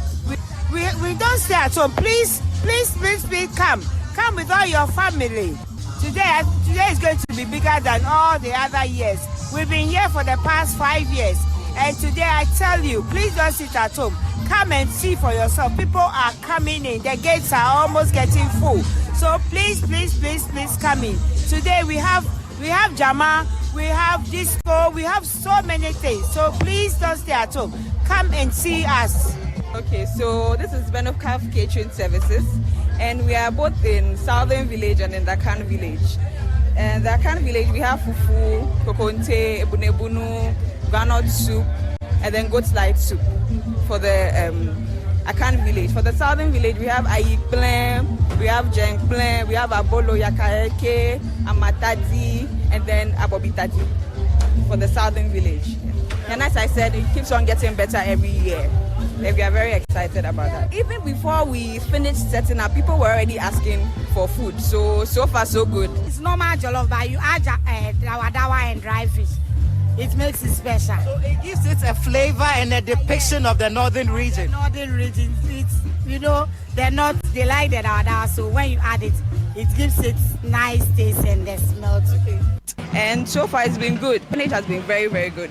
This is Kinky Villa, and we sell millet kinky.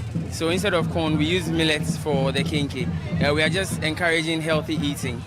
So since yesterday, patronage has been very good. People coming in to make enquiries, where to find us after the fair. Others are also buying to try for the first time. They enjoy it, and then they are giving very good remarks about it. I think joining this festival has been great. Our expectations have been met, and we are still getting more sales as the day goes by.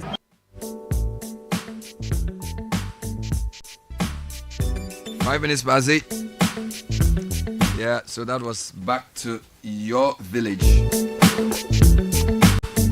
Meanwhile, Vena Mineral Water has taken bold steps by removing its seals from the cap towards environmental sustainability. To reduce plastic waste, we've also modified the design of our 500, 750 ml and 1.5 liter bottles by removing the cap seal, helping to minimize pollution and protect our planet. But that's not all. Vena bottles are made from BPA-free, eco-friendly plastic, ensuring your health and safety while delivering the same refreshing hydration you trust.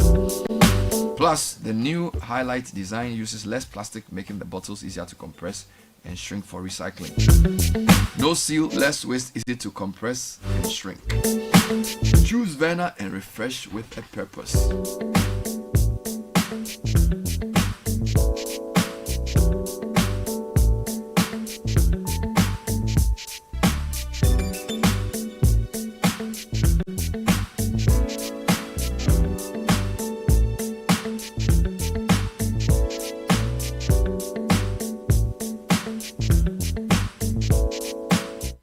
Morning, I will bring you EdTech Monday at 9 o'clock,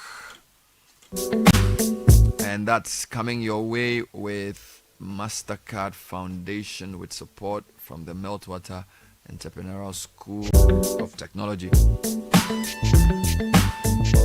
EdTech Mondays is your center for innovative teaching and learning, and today we are bridging the gender gap in EdTech, women leading innovations. I have 3 females or 3 women.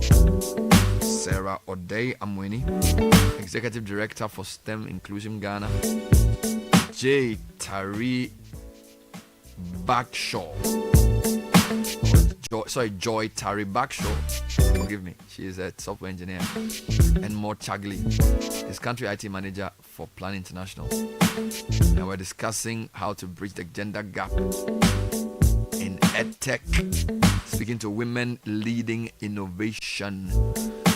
So on radio 973 Citi FM and on Facebook and on the Mest Africa page. So watch out for that in our last hour for the show.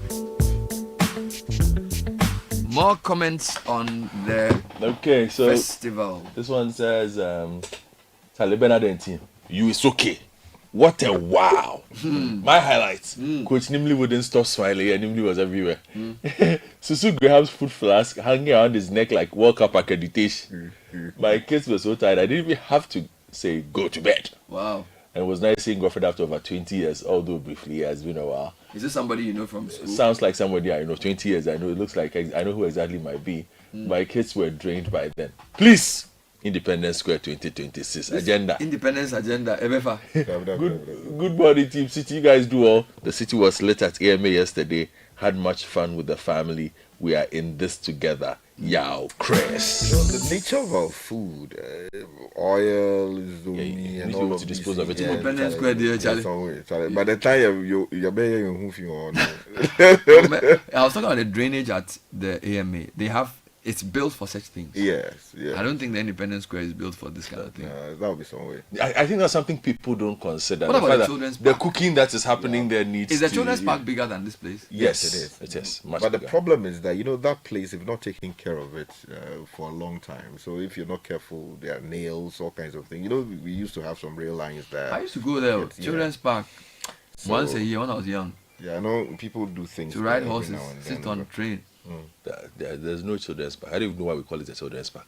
But there will have to be some work done to. So the children's park in this state, you don't think will be appropriate? Yeah, some way. They have to do some serious work there. Use some metal detectors to remove. Some of the things. What about the? It needs a redesign. Yeah. What about the trade fair? Trade fair has lost its purpose, at least because of the redesigning going on, and nothing really. And it's a bit far out of town. Not really, because trade fair, Chado is not in the new part of town. Yes. I mean, look, we used to go to trade fair even when I was young. I know. It's not that far. Yeah, but Then some people will complain, but they'll still come. Oh no, dynamics have changed a bit. Where you are in the middle of Accra. Yeah, it's the middle of Accra. This is like for a lot of people, it's a convergence point. So you can just take. You are right. It's a convergence point. Parking was tough, but you said the parking was a bit. Yeah. A lot of people parked at the. I parked at the National Theatre. A lot of people parked at the Octagon. I parked at the National Theatre and walked. So the centrality of the place, you think, is there? Yeah, that's also key. But I think the most important part is there, because you have its food, it's the drainage and the ability to clean up and all those things that makes this particular location at this moment. Cleaning to do this money is not easy because at this moment, the cleaners have to really clean. Yeah, it takes a lot of effort to pull these things together. That's why when people say, "Oh, extend," it's not easy because Charlie. You're relying on the strength of staff who ordinarily should be doing, on-air and off-air work, and you put them together to pull things like this off, and you extend it for 3 days. Charlie, that's a lot you're asking of staff. So it's not as simple as that. I think what we have to do as a nation is to improve upon the quality of event venues that we do have. Because if you want to bring the whole of Accra together, you need a space that can accommodate people conveniently. Which is why the trade fair is such a tragedy, because the trade fair center actually is built for such things, because it's big and there are different pavilions. Yes, that's right. And there's so much place to walk. I mean, I don't think we ever have the trade fair back. The center back the way it ever was. No. It's changed. Unless they're deliberate about it. Yeah, it's gone. It used to be so big. Even parking was good. Trade fair is huge. Oh, huge. Huge place. I mean, there was even a children's site at the back those times when we go. So trade fair is gone. Independence Square is not appropriate. Where else were we mentioning? Children's Park is also safe, especially when you're bringing kids. They like kneeling down, jumping around. I went for an event there last year though, but it wasn't too many people. It was like a book fair kind of event. There were a few people there, but something is just not right about the children's park. It's been allowed to, who is in charge of it, by the way? Is it the Parks and Gardens? Is it the Ministry of Tourism? They should do something about it. Yeah, because it's a very important venue, a big space. It's not just the fact that it's a venue. It's called a children's park. The heart of it. But the children don't go there because there's nothing for the children to do. You see, and that's the thing. That's what I was talking about. Like for this particular festival, it's an age-appropriate festival for kids. There are very few places in this city. I don't know about the other cities. Again, I always say, I live in Accra, so I can only talk about Accra when it comes to these things. for kids where you can send your children for a weekend and say, okay, this Saturday, you will take your book and sit somewhere and close your eyes. The kids should run around. If they are tired, they come back to you. There's a place at Jowulu called the Mafra Place. No, it's not big enough. It's not that big, but it's... Look, Bernard, it's not big at the national level. Bernard, it's more when I was young, if you go to the children's park, it's a big place. There's a Ferris wheel. There were all kinds of things to do there. Right now, there's nothing. So if you say it's a children's park, redesign it. We might not need a Ferris wheel now, because of all the danger it comes with and maintenance and all. But redesign it and put things there that still make it useful. Because all the things that the children's park used to do, we've allowed people to privatize it. So they've put up all kinds of facilities where most of it also is indoors. So is the children's park privatized? No. I'm told it's okay. Let me do this. Since you came in, since this government came into office, usually when you give a minister a job, they usually do it. So at least for now. I'm told the children's park is at the Ministry for Gender. Hey, now Momo again. And now Momo's office is not far. The Ministry of Gender is on the way to Kempinski. So Ministry of Gender actually is a walking distance from the children's park. But I think it's a burden on them. They shouldn't be managing. They should do it. No, I don't think so. You don't think they should do it? No. What the purpose? The fact that it's a children's park does not mean that should be under either. That should just even be AME basic. You think so? Yeah, a children's park should be AME. Yeah, but to be fair, it should be AME. Since AME built their new place, I think they have some credibility in managing because the place is pretty cool. Oh yeah, that's right. Imagine if we didn't have this AME. We didn't have this AMA building the way it has been done. Imagine that Kimbu Gardens has really been spruced up nicely. Yeah, you see, it's a great what do you call it, space there. But if you compare that to other cities, then it pales so deeply into the shadows. Because, you go to other cities, you have major city halls where big events can be had. Yeah. Now, the question is, yes, we have... Miami has done well. Yeah, they have done well. They are the only proper city hall in Ghana. Yeah. But, is there any other city hall like AMA? Not that I know of that. They've done well. So, for a city of its history and size... Ideally, Charlie, we should be commanding some serious space for the purposes of organizing. But do you know where AMA used to be even for the movie? Yeah, that's right. That was some small place. You even get parking. So this is even better. It's better. It's better. And there's also the RCC with a big building near the Ministry of Information. Yeah. Right. Maybe the solution will be getting a huge, maybe about 10 acres of land across, on the coast somewhere. Let me ask you a question. In Accra. Is the children's park not the type of thing you need a private investor to partner with government in a PPP? Yeah. So the government owns half of it, and then a JV kind of thing where a private investor can make a proper theme park where you can do things of historical significance and make it a real fun place for the kids. Yeah, that's one way of. Isn't that the way to go? That's one way of looking at it. So the government still owns. So you don't sell it outright, but you partner with the private sector and say, look, bring in some investors. Kids, because I'm sure if you have the schools coming in to send we have so many schools in Ghana who can then pay amounts of money to just come in and watch. You can make your money back. You see, but that is just one side of it. But Bernard, look at when I was in Buckingham, for instance. You step out of your house, you can walk to a park. These are parks owned by the local authorities. And these parks are neatly kept. If you want kids to go and play somewhere, they can go there and play. There are tennis courts, there are football, footballing spaces, and all kinds of very well kept spaces that you can go and do events and play with your kids and all of that. Yeah. So, Godfred's argument... In every community in the UK, there's a park you can go to with your kids. People walk their dogs. People can sit and read. Have you realized in Ghana now a lot of playgrounds are story buildings? I think the real estate. I think for take me to the playground. It's a story building. I think how do I even put this? How's that a playground? We are so.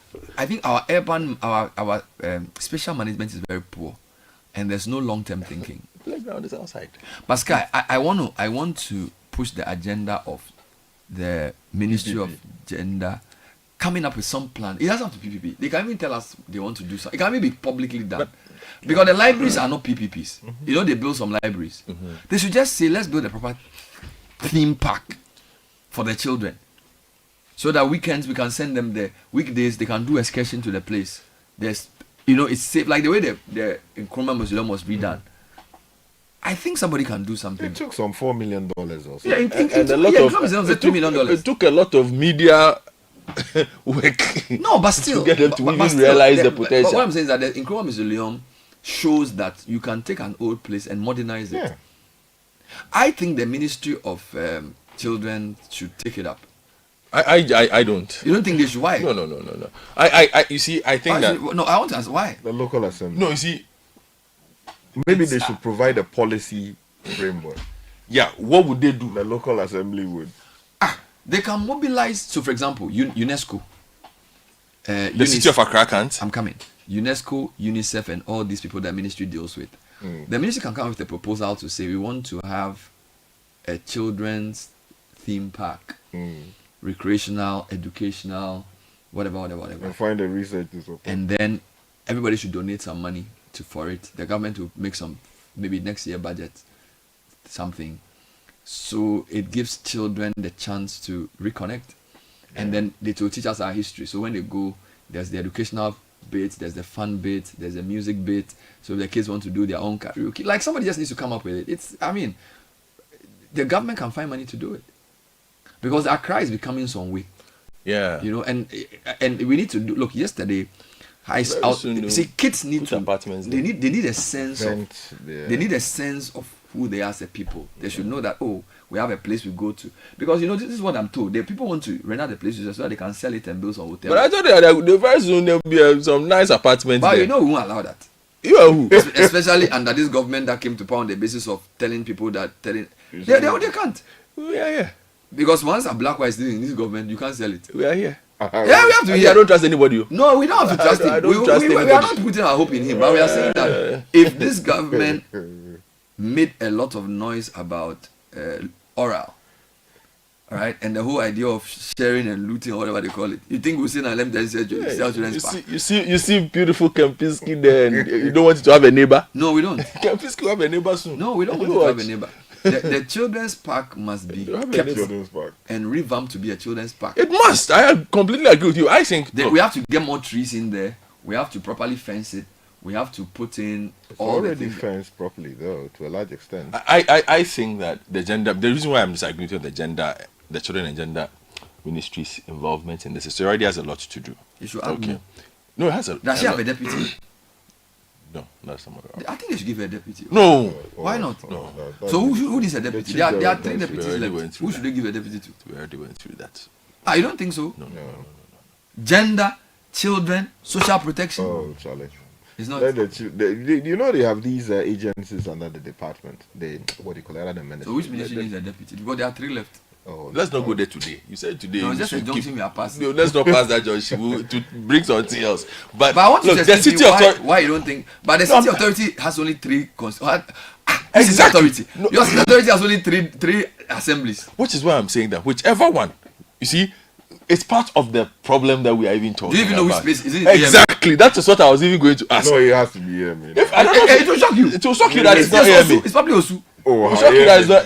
It's also. You'll be surprised it's Kole Clotte or something. Yes, Clotte is not here. You'll be shocked. AMA is finished though. AMA is an octagon to let up pharmaceuticals to Ododio. Oh, how? It's Osula. Just next door. Osu is the owner of that place. I'm telling you.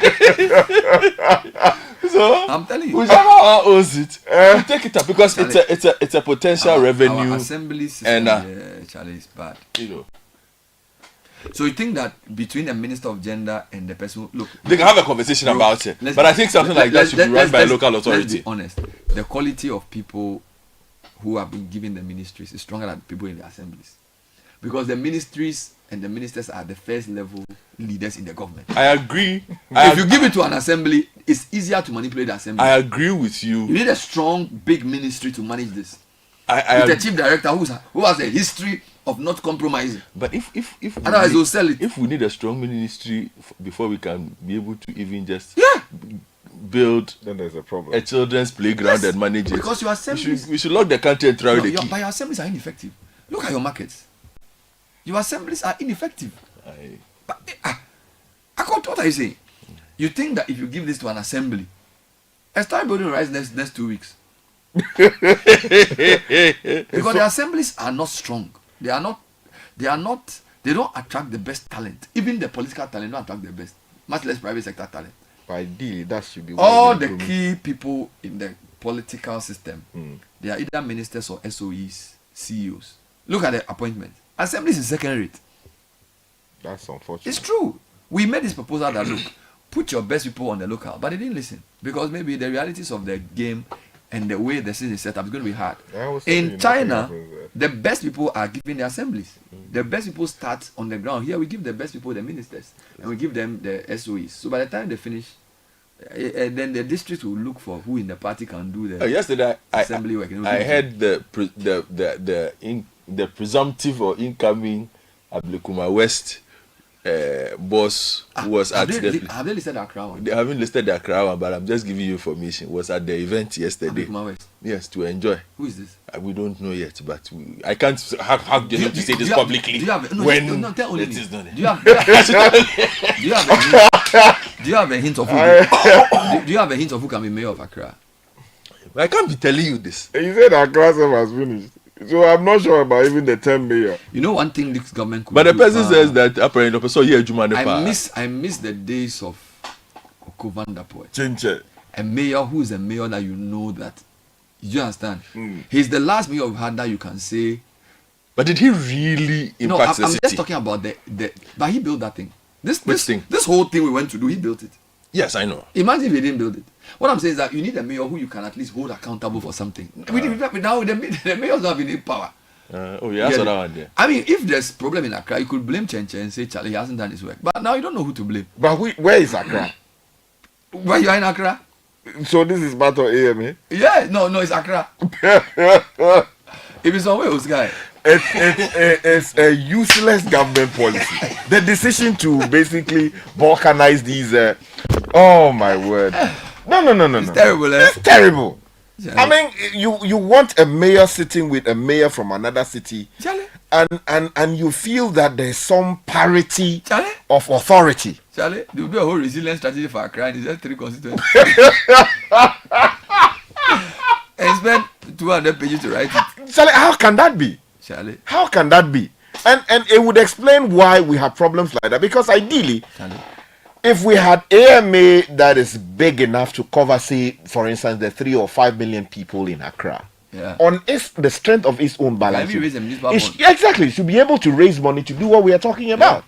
And say that, look, we can pay this back within the next 2 years because we'll rely on the property rates. You know the funny thing? Globally, if you look up hard trends in the world, if you ask me the top 10 hard trends, the rise of mega cities is a major issue. So the power of mayors, because central governments are having challenges. So you have like the mayor of London. Historically, he's been a very powerful politician. The mayor of New York City. Huge. So Ghana is going the opposite. We are chopping it up. The issue of spatial planning to people who let's be honest. The guys who do our Thursday show, they were supposed to do a show on the list of new district chief executives. They don't know 90% of the people. So we are now finding out who they are. It's like, who are these people? We are digging into them. Serious. But that's our job. We have to dig into them. But like they are spending 2 weeks like Charlie. We don't know them. So they are calling, this guy, who is he? Can you imagine? And these are people managing Tamale. We don't know who they are. In this politics of media, you don't even know who your mayors are. Small country. It's sad. The next time I meet one of the mayors, I ask them, so a lot of cities do like the sister cities thing. When Greater Accra goes to sign the sister city deal, which part of Accra gets the sister city deal? Because Accra is this spot. So does that mean it applies to Ablikuma West. They should repeal the thing and put it back. You are right. That thing. Yeah, they should stitch Accra back together. Let's take a break. We'll come back. We have more comments, and if you have any suggestions on what should we do to the children's park, I think the Ministry of Gender should look for a private investor and partner with them to build a proper Disneyland type of thing, but African themed one. We'll pay money and send our kids there, and it will be self-financing. We should be able to do it. Don't sell it to a real estate developer. We don't want a story building there. Maybe I like the way you're hammering. Maybe they should work with the local government ministry then, because they have, the weight can command a lot of resources. Why not tourism? Well, that is also there. Or maybe then they should work together. Let's take a break and think about this better. Stay with us. We'll be right back. This is the City Breakfast Show, the city's biggest conversation. You're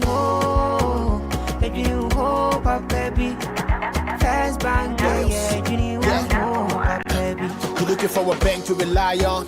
Let me give you a shoulder to lie on. Wouldn't we say to banky baby? No lie, only one place where I get my eye on. Make I introduce you all to First Bank, the best services in the world, first rank. Customer service, everything is well planned. I make music, I travel, I sell land. They be my reserve tank, cause every time I know my money's safe. Universal banking ain't in me here on the date. I'm a busy person, me no need time to wait. Now I got to Spain, even when I'm in the States. My me blue shirt. They tell me office a chilly, but who cares? Cause I bank with the best. I'm lucky, I'm too blessed. When it comes to First Bank, it's too west. Everything is you first. Woo! Nobody feed do I'm like us. Do I'm like us. First Bank we treat you first. Treat you first. Somebody see yeah. Think about you first. Think about you first. You first. First Bank. There's no price like the ShopRite price. That's why we are committed to bringing you lower prices on all the essentials you need. Like 85-gram Mrs. Bector's Cream Cast Shortbread Biscuit for only 9 cedis, 49 pesos worth, and 500 ml Vena Still Water for just 1 CD, 49 pesos worth. Never pay more than the ShopRite price. Prices valid until 6th April, only at ShopRite.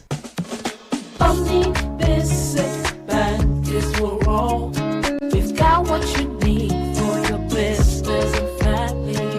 Whatever you need, you can count and call on us. Omni Basic Bank.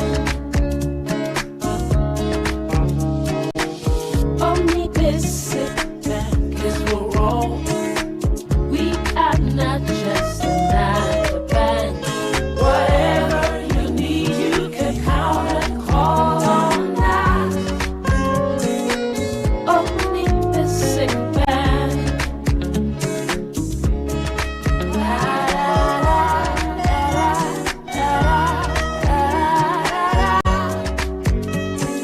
Omni Basic Bank. Not just another bank. There's no price like the ShopRite price. That's why we are committed to bringing you lower prices on all the essentials you need. Like 285-gram Heinz salad cream dressing for only 39 cedis, 99 pesos worth, and 340-gram Heinz baked beans for just 10 cedis, 99 pesos worth. Never pay more than the ShopRite price. Prices valid until 6th April, only at ShopRite. Football's magic never fades, even from the couch. The sound of halftime banter replays at the touch of a button. Cheering with my chosen crew. Pure game magic. It's like I'm there, but with a better view from the comfort of my home. Priceless. From the March 3rd to April 30th, pay with your MasterCard, online or in-store, and stand a chance to win a unique priceless viewing experience of the UEFA Champions League final for you and your friends. MasterCard, proud supporter of non-stop fans. T's and C's apply. Join the conversation on the City Breakfast Show on Facebook at facebook.com/City97.3, Twitter at twitter.com/City973, and Instagram at instagram.com/City973 with the hashtag CityCBS. Unleashing the power of relevant radio. This is City 97.3. Atare me upana ya miye Me don't power where me body eh. What do when you see me bush is you I was say wa mummy oh I say I say daddy atari na so my ya mean to me oh why I won't say crack cron oh come here now oh mama me tampo chajame na me nkwa utare me ho do ti se sumare na sa me hwe ase akum me sa sore nsuro wo ye o wanti me tampo e dami e uza udami e me tampo e dami e me tampo chajame na me nkwa utare me ho do ti se sumare na sa me hwe ase akum me sa sore nsuro wo ye o wanti me tampo e dami e uza udami e me tampo e dami e ba na Nini anonti Kani amudi ya mi Nini senti Kani amudi ya mi Mungu maburo Asayatu banchi naka Urugo bambisi ana Mungu maburo Asayatu banchi naka Adena midia ya mwa Mutiti mi say me tampo chajame na me nkwa utare me ho do ti se sumare na sa me hwe ase akum me sa sore nsuro wo ye o wanti me tampo e dami e uza udami e me tampo e dami e me tampo chajame na me nkwa utare me ho do ti se sumare na sa me hwe ase akum me sa sore nsuro wo ye o wanti me tampo e dami e uza udami e me tampo e dami e ba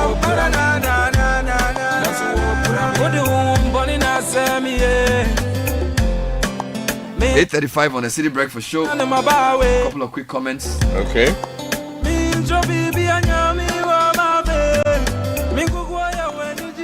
Great events by all standards. I think you guys should upload the contacts of all the vendors so we can contact them for further business. Thank you. Nanaya from Kwabinya says, please for me the next one should be at Independence Square. The vendors should bring more food. I stayed in a meeting at church till 5 p.m. The children wouldn't stop calling because they thought we would close at 6. They thought you guys would close at 6. We got there and the queue was crazy everywhere. We had to go find food elsewhere. Won the Millet Kenke team. We had come just because of that. Very upset. You went to get food elsewhere? Because we got there at 5 p.m. And was everything finished? No, they said, I think he came because of the Millet Kenke team. Yeah, but the queue. And the queue, yeah, we got Charlie. It's in there. Good morning, panelists. This is Emmanuel in London. It's all well and good to celebrate our food, but I hope we are not just celebrating, but also taking notes or writing the recipes down so a few years to can really mention them, but don't know how to prepare them. Bernard, we love our AMA like that. Abiku. We love our AMA. Be like that. Like Godfrey said earlier, the intimate experience AMA will give you, none of the venues proposed can give you same. Koku Bansa sends this one. Good morning, Bernard. Lakeside has a playground. Behind the trade fair is a water park. This is Kafu sending this from OEB. Is it big enough for a national kind of event? You don't need it to be a national one, but just good enough to handle kids, you know. Okay. How much will it cost the government to create or refurbish a children's park for the country? Will this not bring genuine money? Our focus as a country is poor. This one also says, Kwame from Tema says, good morning, guys. The reason why the new MA place is looking that good is because it has a partnership with Octagon. The Octagon built and are managing it. Okay. I'm a past patron of the children's park. True. Oh, okay. So the Octagon have something to do with it. I think the land. There's an arrangement. There's an arrangement. Which is why there's an entrance. So you can park at the Octagon and just walk in. Oh, okay. So it's like a shared thing. Yeah. Okay, this one says, I'm a past patron of the children's park. I used to run annual diocesan programs for my church in the 90s. I believe managing the place can be split between the gender ministry and the AME. One takes administrative and the other operations. This is Ganyobi from Kuntunse. Yeah, but we are even hearing, as Bernard is saying, maybe perhaps it's not even the AMA that has jurisdiction or authority over it. So whichever of the AMAs? Yes, which is surprising. So Accra is what? So the list of DCs they released, do you know anybody on that list? No. Oh, a journalist understanding. The only person is our friend in the Anyako Seva Konu area. That's the only person you know? Yeah, I mean, although I've not... What's his background? Oh, the assembly member we dealt with directly. Oh, Siade? Yes, Siade, yes, It's not easy, this work. Charlie, that's where we are. I have not, scrutinized, all of the list. ones. I looked the list. I didn't know anybody. I looked the list. I didn't know. Which even reminds me, the madam who is coming to Ablekuma West, but did they add Accra to the list? No, not yet. So how do you know someone is coming to Oh, Bernard, let me do my thing.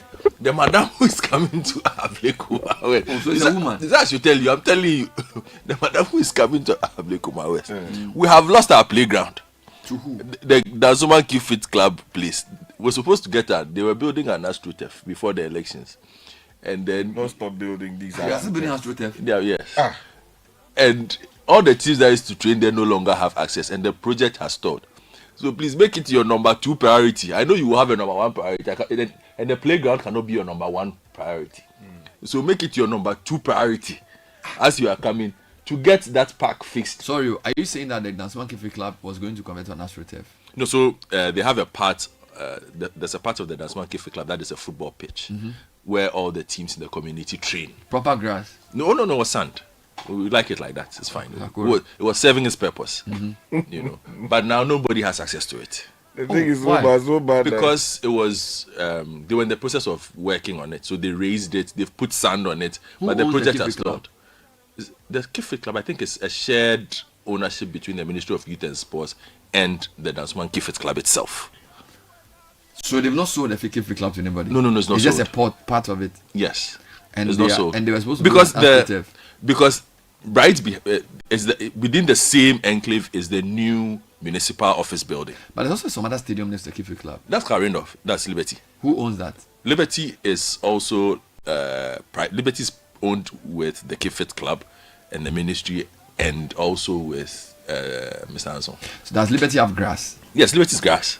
Is it good grass? Liberty has done well with the grass, although it struggles now because that area has a lot of salt. It's marshy too. Yes, it has a lot of salt. So it's difficult So it's very difficult to just grow good grass. The grass doesn't like salt. Yes, it's just very, very difficult. But I'm just saying, because about 6 teams have lost where they train, the schools in the area have lost where they go for PE. I think this government should stop the AstroTurf nonsense. Don't stop. They have to stop. They should stop. Don't stop. They have to stop. They are doing it. They have to stop. They are launching it. They are busy launching it. No, they should stop. They won't stop. It doesn't make any sense. They won't stop. They should plant grass. They won't stop. They won't Or plant say grass. before you buy any AstroTurf, you should plant grass side by side. They won't do it. But that's a sensible thing to do. They won't do it. Are you sure? Oh, Bernard. There are people who are sensible. So I'm sure the sensible. Are you telling me as a matter of fact or based on your own calculation? It is just suspicious. Because because the AstroTurf there's thing, too much to do. The AstroTurf thing doesn't make sense. What are you saying? Maybe there's too much, soup there. Nobody's stopping anything. Hey, Charlie. Just last week, one was opening, 2 weeks ago, one was opening Ngbawe or something. By an MPO. Oh, Charlie, they are going for that. Even reminds me, at some point we're talking about the Tema Children's Park, right? Was it Tema Children's Park? No, the Tema Park. The Tema Park itself, yes. What has become of that? Zero. There was a major fight over whether it was being sold, whether Tema it was, Stadium. they were redeveloped and all of Nothing that. happening there. It's still there. That AstroTurf has been there for 20 years. It was the first AstroTurf that was done in this country. It's still the same. The carpet is still the same. 20 years ago. Okay, no. In this case, I was talking about that. There was Yes. a park that there was a major brouhaha. Well, then that would be inside Tema itself. So what happened to Tema Youth as a football club? Tema Youth is in Division 2 now. And they are still there? Yes, they're around. There was a time they were in the league. Yeah, they've had issues, but they are around. Where's Wafa? Palmer is strong. Where's Wafa? Sokakopa. They are still there. Yeah, they are there. Which is the one Ade used to manage? Wafa. Final that became West Africa. Feyenoord. Yes, that became Wafa. So they're in Sogakope. Yeah, they also play AstroTurf. Yes.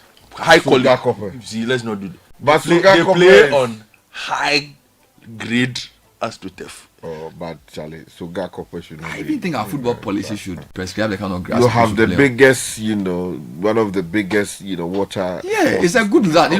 Why do you take AstroTurf to Sogakope? I mean, because of plant grass. Oh, yeah, the maintenance. Look, I was in Tema Community 11 last week.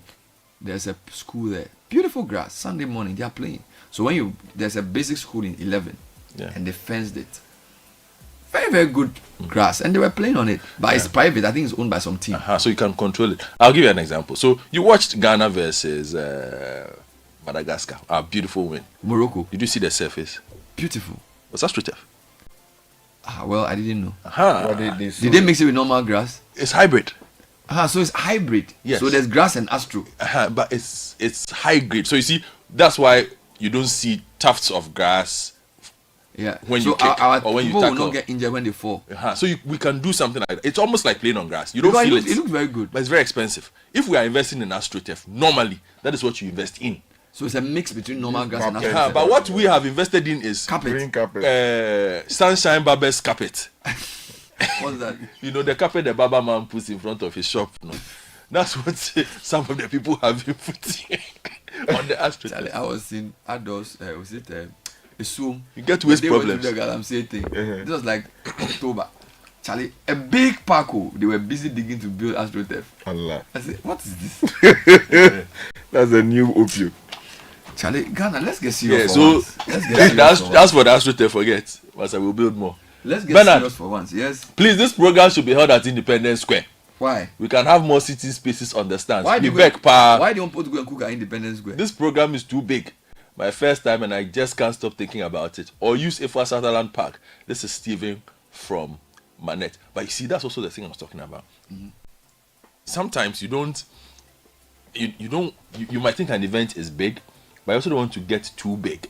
Too wide. You see? Because you're suggesting we should go and eat at in the stands. It takes away the intimacy. And it destroys the place. You know. So again, I think the consideration will be done because a lot of people seem to be voicing in that direction. Wherever it goes, I'm sure the management will make a good decision. Yeah, but I honestly think that along the coast, where Polo Park used to be, right? They are just using it for car parks, trotro people, just in front of the Supreme Court building. Mm-hmm. Where the AMA thing? Yeah, where the mausoleum is. Mausoleum. There's so much space there. You can do that thing there. No, I'm saying that, look, as a city, we can be thinking around, when we're talking about the Marine Drive, what do you call it, project, coastal development.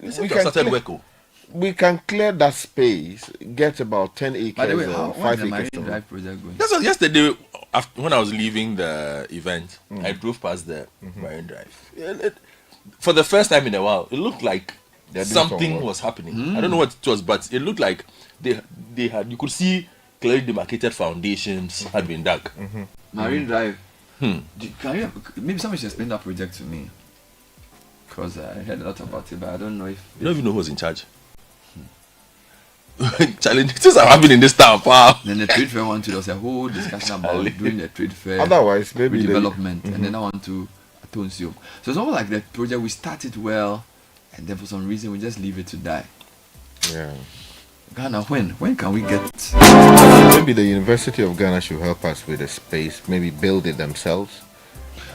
Which is the big? Yeah, you need a central location. Yeah, University of Ghana is central now. It's not central. The people who come Dansoman, you see, because this guy lives in Dansoman, everywhere beyond Accra is far. No, he doesn't like driving around. So how is the gun far? I don't know who invested. No, I'm not saying because they have so many spaces. But the funny thing, yesterday I met some vandals and it reminded me of when we were in Legon, we used to do whole weeks.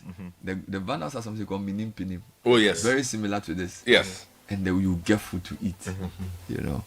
We don't have good spaces. We need to create more space for events. That's the issue, because Ghanaians are looking to go out. People came out in their numbers. They want a place to hang out. They want a place to sit. This year we did something good. This year we got more chairs. Last year we didn't get enough chairs. So this year people were able to sit and relax. We had 2,000 chairs. Good. Because of the feedback from last year. Yes, we had 2,000 so chairs. This year people were able to sit, and which is why the place was also crowded. Because a lot of people sat. Even though it was rolling. But in the past it was just supposed to come and pass through. But this year, come and sit.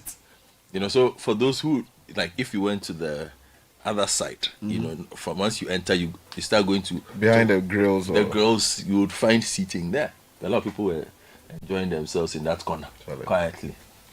Let me say shout out to my folks at Tipsy Alley. That's a Tipsy Alley. You like them? They're my people. Yeah, last year you and I were. Yeah, that's right. They bring their own, music. And they have some deadly missiologists there. So yeah, Charlie, good morning, guys. Some deadly what? Missiologists. Who mixes? Yeah. Let me read this one. This one says typical Ghanaian mindset. Let's not make it too big. It will destroy its beauty and intimacy. Wow, look. No, typical Ghanaian mindset is to keeping know, it small. It's not keeping it small. It's to knowing when to scale and when not to scale. You don't scale simply because somebody says you should scale. That's why Ghanaian businesses also fail. That's why I'm saying that the Ghanaian man said, "Shall I keep the thing small?" Not necessarily. We want to grow big, but you see that the thinking is like people think that moving it to a bigger venue necessarily means it has become big. That is not what it is. What is a Ghanaian mindset? When they say it's a typical Ghanaian mindset, what means it's averse to risk. In this regard, the person is saying that we are being averse to risk. Do you know how risky it is to even organize this with the resources we have? Do you know the level of bravery it takes to organize the Heritage Month? Do you know how you punch above your way to make such a thing happen? To bring close to 100,000 people together. Yeah, but scaling it up. You know, if you... Yeah, but I'm the only one who knows my resources. Exactly. You don't know who I am. You don't know what it takes me to do it. You see somebody driving a car and say, "Oh, you've ridden this car for 10 years, buy a new one." And I don't buy it. Say, "Oh, you are typical Ghanaian mindset." That's just correct. You don't know the full level of resources I have. Do you know how many managers, how many staff members had to travel on the Heritage Caravan for it to happen? Do you know how much time it took for a company of less than 200 staff? Do you know how many staff were on duty yesterday? They are family too. So I think sometimes people should just think around those things and not make it look like bigger is better. Bigger is not necessarily better. Yeah, it must be but more. It has the potential to do more. But you can make it bigger by also making it regional. It doesn't have to be one event in Accra. So you can grow big in two ways. You can become a huge creature, or you can decentralize. So bigness doesn't mean have 1 million people come.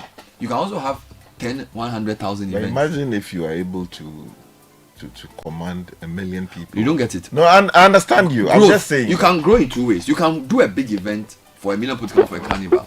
Or you can say, let's have an event in each region. Yeah, that's also growth. That's also growth. But what I'm saying is that I'll give a small example. The experience that 1 million people eating together at a venue. That's chaos. No. To what end? No, not necessarily. So that you have achieved what? That you have 1 million people. No, hold on. You see, because in this case, what are we talking about? It's rolling, right? Yeah. People come in and then leave by buying the things. You know, that in itself commands a certain, eyeball, right? A certain, just like you have maybe the Brazilian Carnival, for instance, right? Or you go to the Caribbean, they are the one they do and they gyrate their body. But that one to the people are packed. No, I know, but I'm just saying that look. So if someone says we should scale it up, the person is not. Yes, we have challenges in terms of the resources needed to make it happen, but then also that is where creativity has got to be infused in there to see how it is. So there are two suggestions. In fact, there are three suggestions. One suggestion is that send it to a bigger venue. Yeah. Another suggestion is that do it more regularly. Yeah. Another suggestion is that do it in different places. All those are legitimate ways of scaling. Yeah. But what I'm saying is that we shouldn't just insist on one. That's true. Because you can do it 3 times a year. That's also another way of doing it. You can also say, let's do a whole version. Let's do a Tamale version. Let's do a Kumasi version. Or you could also say, let's do one huge event. But we don't have a venue that is ready-made. And by the way, we had over 4,800 chairs yesterday. 4,800 chairs. I'm telling you. So let me read this one. 4,800 chairs in that building. This one says the venue. So this one also says he felt the venue was small. He brought his whole family with empty stomachs, but there was no place to sit. Even a plea to feed the kids at one of our tents was denied because it was a staff tent, empty tent. So yes, but a staff tent is a staff tent. As for that one, because there are rules around. But there's a lot of very expensive equipment. That's right. But we are sorry that you couldn't find a space. Clearly outside our control, but for that we are sorry. I'm sure we would take on board all the feedback we're getting and then infuse that into future planning and delivery of this very noble project. More messages. Bernard and team, maybe you should consider a roadshow in major cities around the country. Kuku Ebua listening from China. Hey, then no, actually, to be fair, during the Heritage, I like it. The Heritage Caravan, we did something in Ho, we did something in Bolga, we did something in Kumasi. So you can say those were test events. We had a food experience in Ho. We had this is Bolga, but it was more like this is Ghana. Okay. And then we had a Kumasi food experience. So I feel like it's possible to do regional versions if time will permit or if resources will permit. Because I'm sure the Kumasi audience also will like their food, and they would love to come. But if we have the space to do it, why not? You know. Yeah. And then, hi guys. The other aspect to be considered is the closeness and intimate nature of the event. As it stands now, when patrons come, they get up close with all the names they hear of and faces they see on TV. Once it's expanded, it may lose that factor. People don't just come to eat; they come for the feel and vibes. One of the trademark of our events is how in the end patrons get excited about meet and greet. It gives them a sense of belonging, so to speak. We shouldn't distance ourselves from them. So, for instance, even with the small, like yesterday, Bernard says he didn't see me. Yeah. I didn't see you. Myself, I didn't see you. You didn't. I saw you from saw a me. distance, Oh, okay. but we couldn't speak. Yes, yes. You understand? In fact, yesterday a lot of people couldn't see me. It was Saturday that I saw most people. Yes, and then there were a lot of those queries. Where's Bernard? Where's Sky? He's also here. Once in a while, somebody asks where's Godfrey. It's okay, you know. But people were looking for you. Giddy, giddy, giddy, giddy, giddy. Yesterday I was where was I? So yesterday I came 2 times. First I came through the city side where the city staff tent was, and I sat there for a bit to get some stuff. Then I went and came back and went to the where was the AMA. And then you stood at the entrance there for a while. And then I was with you, then you left me. So I was with some other people. Some people came to pull me that they needed to see me. And, then this person will drag you. Maybe what we should do is to have a staff area where people can come and interact with us. Yeah, maybe. So maybe we should be at the city stand. No. Also, something we should consider is, and I think that might also work, is, we brought 4,800 chairs. But what also happened is a lot of people, it's supposed to be rolling. So you sit, you eat, and then you move on. They don't want to sit and but people just sat and chatted. Yeah, but as well. So that meant that others wouldn't be able to. So maybe also make people aware that if you do sit down, but that also becomes a problem. You're going to time them. Some people were waiting for the evening jam. Charlie. No, it's not easy. It's not easy at all. The other thing is that whatever you gain, you lose something. So you can gain space and lose intimacy. You make it intimate and get people to meet each other. You also don't have enough space to move. You get tired. So it's a lot of things. But the truth is that we need at least the children's park, a delicate balance, to be revamped, and other spaces. All right, go for it. Give us the final few messages so we can move on. Please listen to our concerns. We are interested in this program, but the place was too small, and in terms of safety too, you should explore other alternatives. This is Nene. Okay, we'll explore other alternatives. We'll explore. Ask for that one definitely. We'll explore. And then some of the roads that are picking the first message. Please, can we close some of the roads to help for space? Actually, you are right. You are doing something with AMA. You keep saying this about spaces. We should be able to say the streets from National Theatre, Octagon, but the truth is that most cars park around. Yes.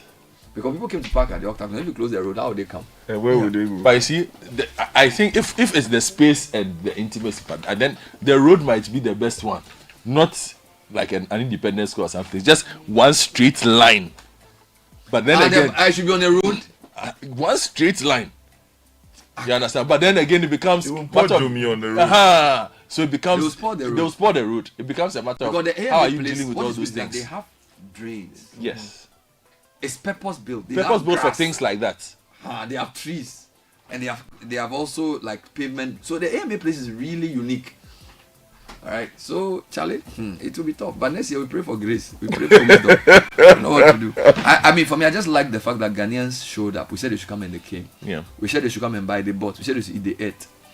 We just hope that the companies who came to sell will up their game, so that follow-ups when people come for more food, deliver on time, do good quality food, let the pricing be right. We can only create a platform for you. Keep stock. Like, hopefully you have a good place on social media. People can find you. If you want to deliver, you can deliver. Those are the things to build small business. They can take advantage of this and grow their business well. Yep. That's basically what it is. Okay, so this says programs that require intimacy come with special limitations. If you advertise programs on radio, you open it up for the whole world. If then we show up in numbers and you don't want to get bigger spaces, then what's the plan? It's not that we don't want to get bigger. We don't have the space. Where should we go? Okay, if you have a space, give us. No, but see, maybe I have a solution. We don't have the space. Hold on, I have a solution. Yes. You see where the lady did the what's the name? The singing marathon. The airport in Singathon, in the airport place. But they are building something there. Or have they started building? I want to go cook at the airport. No, in front of them. It's not the airport itself. You know, when you take the airport shell and you roll the runabout and you are driving as though you are going towards Spintex, right? Where the mini hut villages. Yes, that's I think sort of in that. We going to designate the hut village by cooking. not the hut village itself. They gave it a name, something village. They gave it a name. Is the AU village or what? No, they gave it a name. It's the Hajj village. No, not the Hajj village. There was a name that was given to it for find the name and get back to me. Let me read my message. No. You see that whole find the name and get back to me. Yeah, okay. That whole space. There are trees there, blah blah blah, grass growing, but they are not really using it for anything. Are funny. They will say go to Independence Square. That's all going right. Iconic Independence Square. They are now Chibanku and pounding fufu at Independence Square. That's why it's called the Akwaba Village. The Akwaba Village. Looking for. The only challenge would be, I don't know, maybe parking spaces. Is it that big? Oh, it's very huge. I mean, that whole stretch from where the runabout is, the airport shell runabout, all the way to the Polo, what is it, Polo Heights you call it? That whole space. There is a very fine space within that you can easily be pounding fufu, maybe the drainage. Fufu and the challenge. Because I saw some brothers pounding yesterday, sweating, pounding. Drink the fufu. Wait, finish. Drink the soup from that. Let me hand over to you. Charlie, thank you for the. Look, to be honest with you, we are very open to all of these suggestions. Yes. I'm just being a bit difficult, but thank you for the feedback. We'll consider them. We will definitely consider them and make sure we have a better event. By the way, we have This is Ghana in August, and that's also going to be very big. That's where we exhibit the best of what we make in Ghana. Roberts & Sons Optical Service new branch is now open at Roman Ridge, inside the new Allied filling station opposite the Ebony Washing Bay. We invite cherished clients to visit us and enjoy amazing discounts at our new Roman Ridge branch. Visit us at our new Ultramodern Roman Ridge branch for comprehensive eye care and unbeatable products and services for children and adults. We are open from 8 a.m. to 5 p.m. Mondays through Fridays and on 9 a.m. to 1 p.m. on Saturdays. Call Roberts & Sons on 0501 519 111. Terms and conditions apply. Seeing is believing.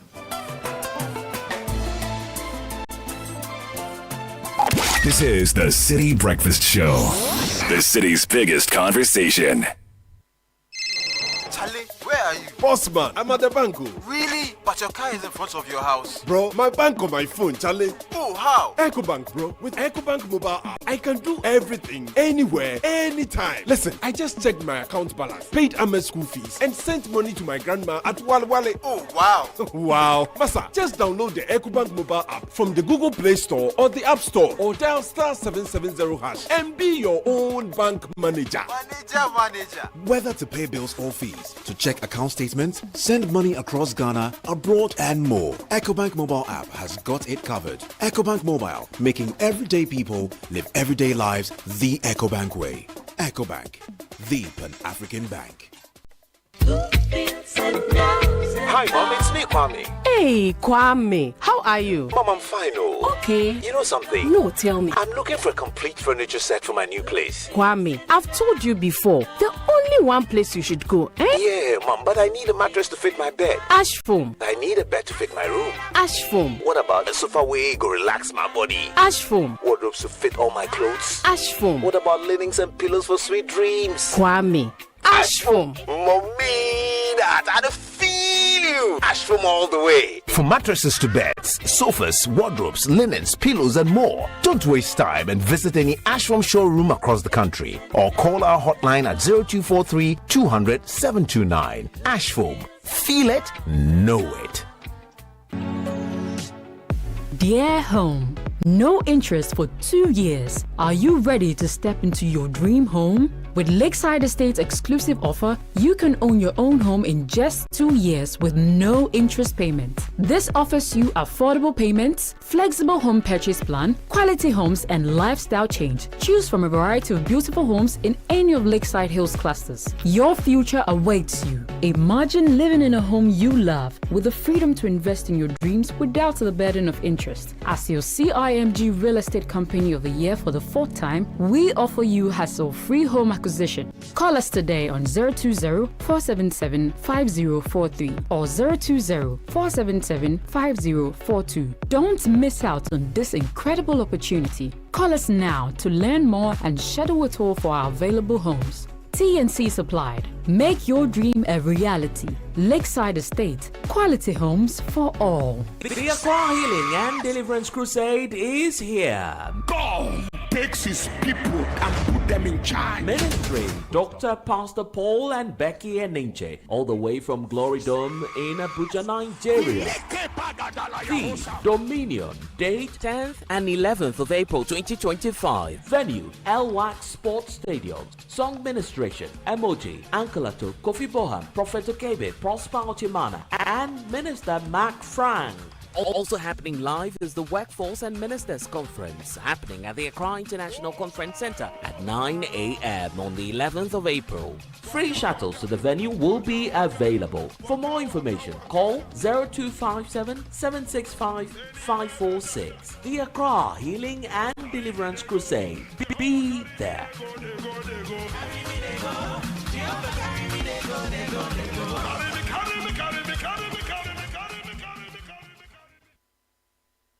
Electromat Ramadan Bonanza this Ramadan season. Buy your favorite brands like Samsung, LG, Broom, Aya, Tomasi, Philips, Black Decker, Orient, Benetton, Infinix, and take home incredible savings and rewards. Visit our Electromat showroom today or check our social media and website for current offers. Make your Ramadan fasting magical with extraordinary deals and gifts from Electromat. Terms and conditions apply. Electromat, your world of electronics.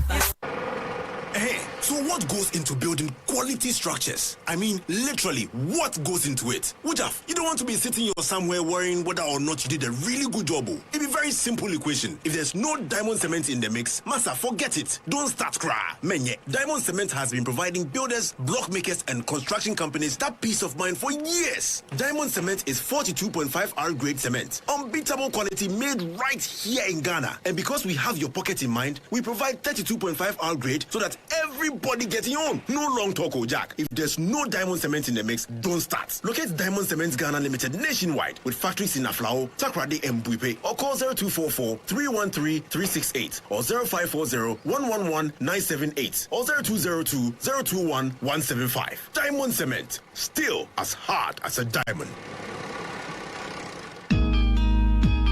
For free. Provident Insurance Bema Quentway on the side. If January equals March 2025. What the insurance one some shop Provident Insurance and sa. Some renew and now we have for Penya Chadiapi. Emufua coupons and Provident Sovenes Papa B. And Tiwo Change. One year WhatsApp assistant or buy and chat is here. 024-242-6396. Obeso to out Obetumin Swakwa 15 branches. Yet to a petigan and a mobile. Obetumin Sunny brokers and agents in the mobile is our swamp. Janami and Sunny na Provident Insurance as some Ghana man some power Maconia Badi Wabambo Massa special for you for Kaisan Shaka. With Provident, man, you're covered. Join the conversation on the City Breakfast Show on Facebook at facebook.com/City97.3, Twitter at twitter.com/City973, and Instagram at instagram.com/City973 with the hashtag CityCBS.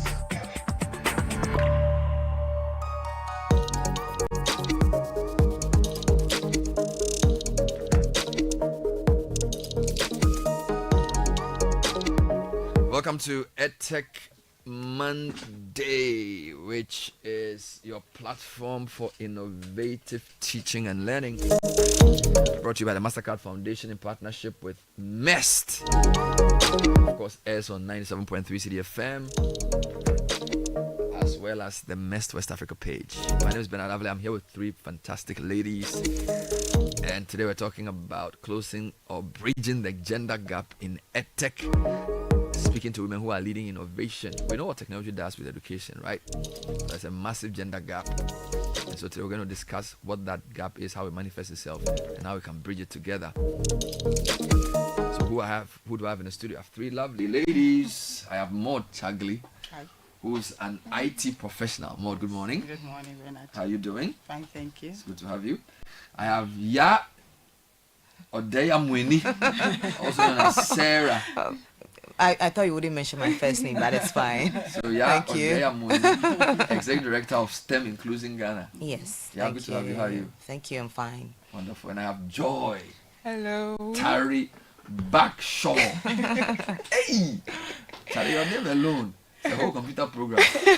She's a software engineer, a developer, advocate, and community leader. Joy, welcome to the show. Thank you so much. Thank you for having me. So let's start off with more. Tell me your technology journey. IT professional, you've done it for 20 years.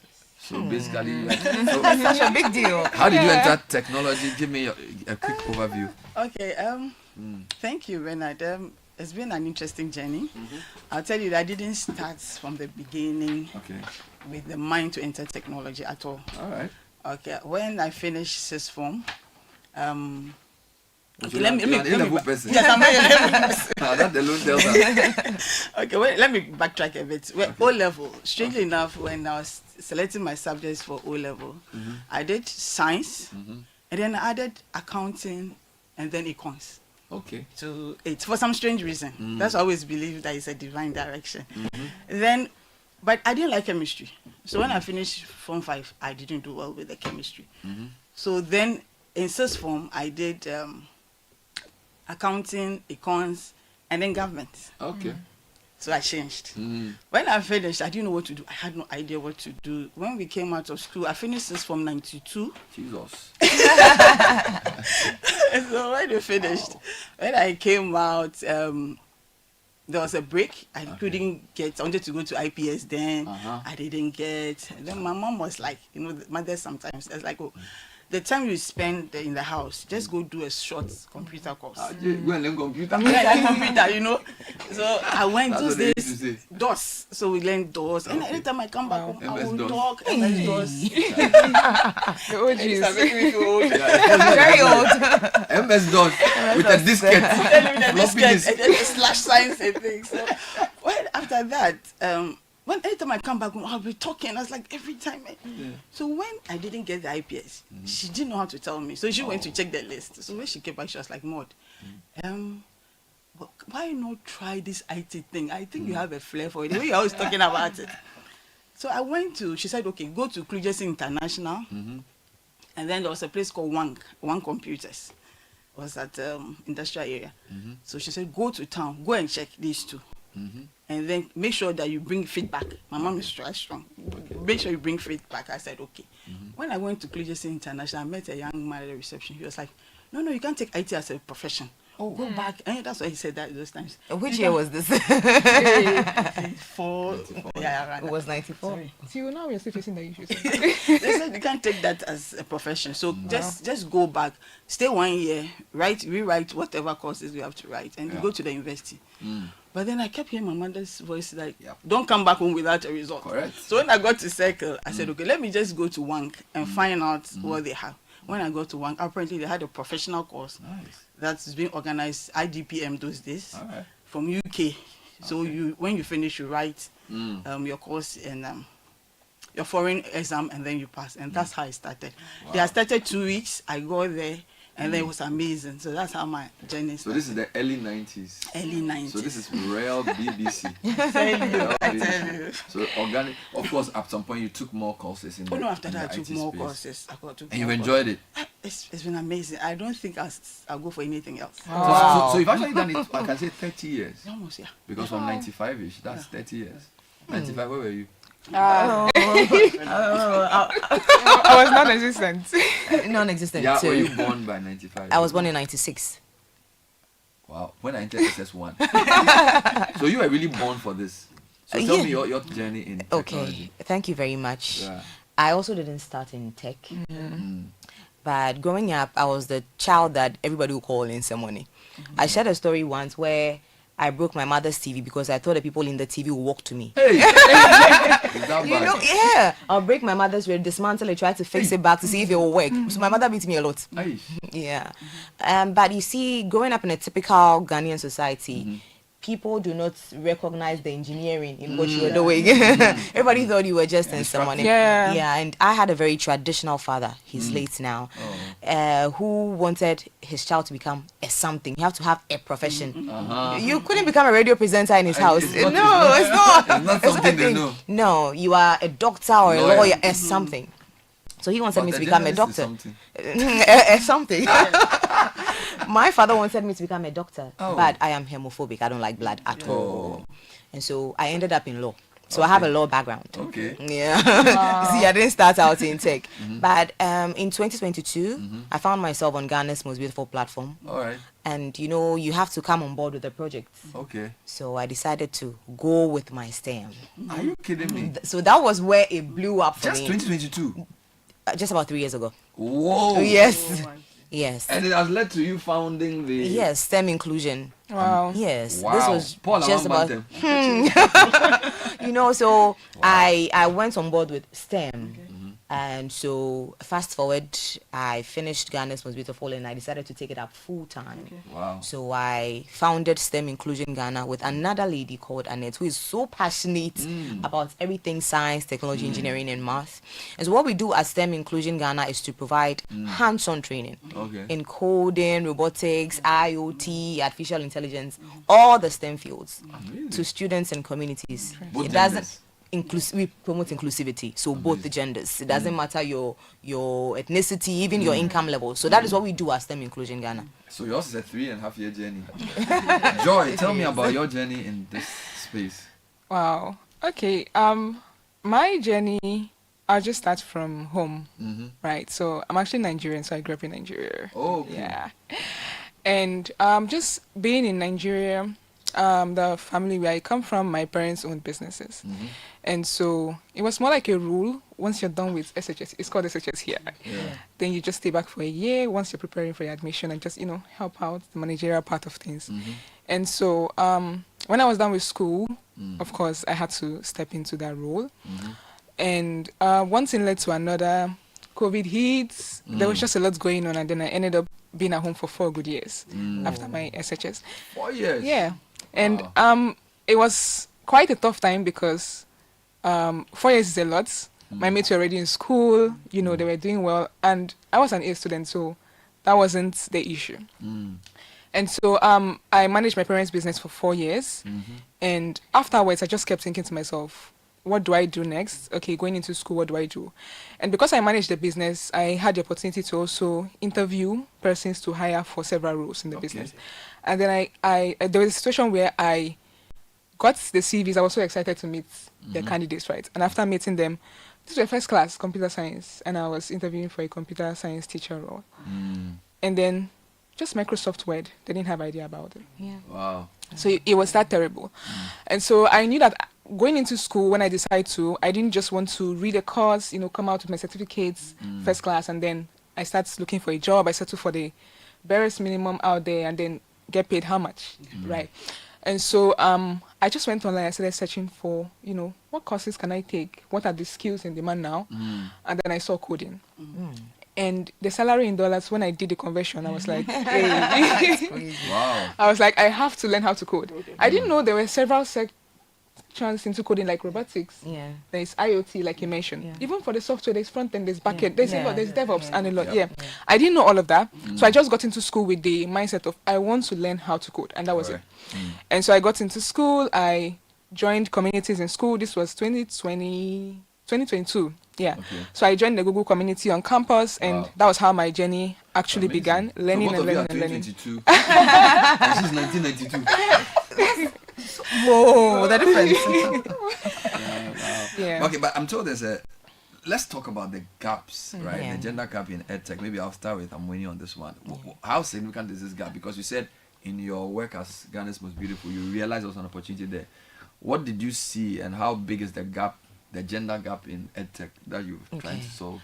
Okay, the gap is really big. Yes, there is a report by UNESCO that when it comes to STEM fields, STEM courses globally, only 35% of women take up such courses, which I think is not good enough. We are doing well. The advocacy has come a long way, but we can still do better. 35% isn't good enough. That's poor. And there is a report by McKinsey Global Institute that by the year 2030, as many as 800 million jobs worldwide will be lost to automation due to advancements in technology and artificial intelligence. It did not specify that it would be male jobs or female jobs. It just stated jobs. Yes, jobs. And so we need to close these gaps. I think some of these this gap is as a result of math anxiety. Math anxiety is one of the reasons for, I still can't do long division and I'm not ashamed. You do it in Nigeria. I still don't understand the concept of long division. I think it stems out of the fact that STEM education in our country or in our part of the world isn't practical. It's very abstract. Your teacher needs to be giving lashes. He needs to. My dad tried all he could. He just gave up. We still draw the mosquito on the board and label it spot. In 2025, we have gender stereotype and then male-dominated cultures. Engineering is for the man. It's not for the woman.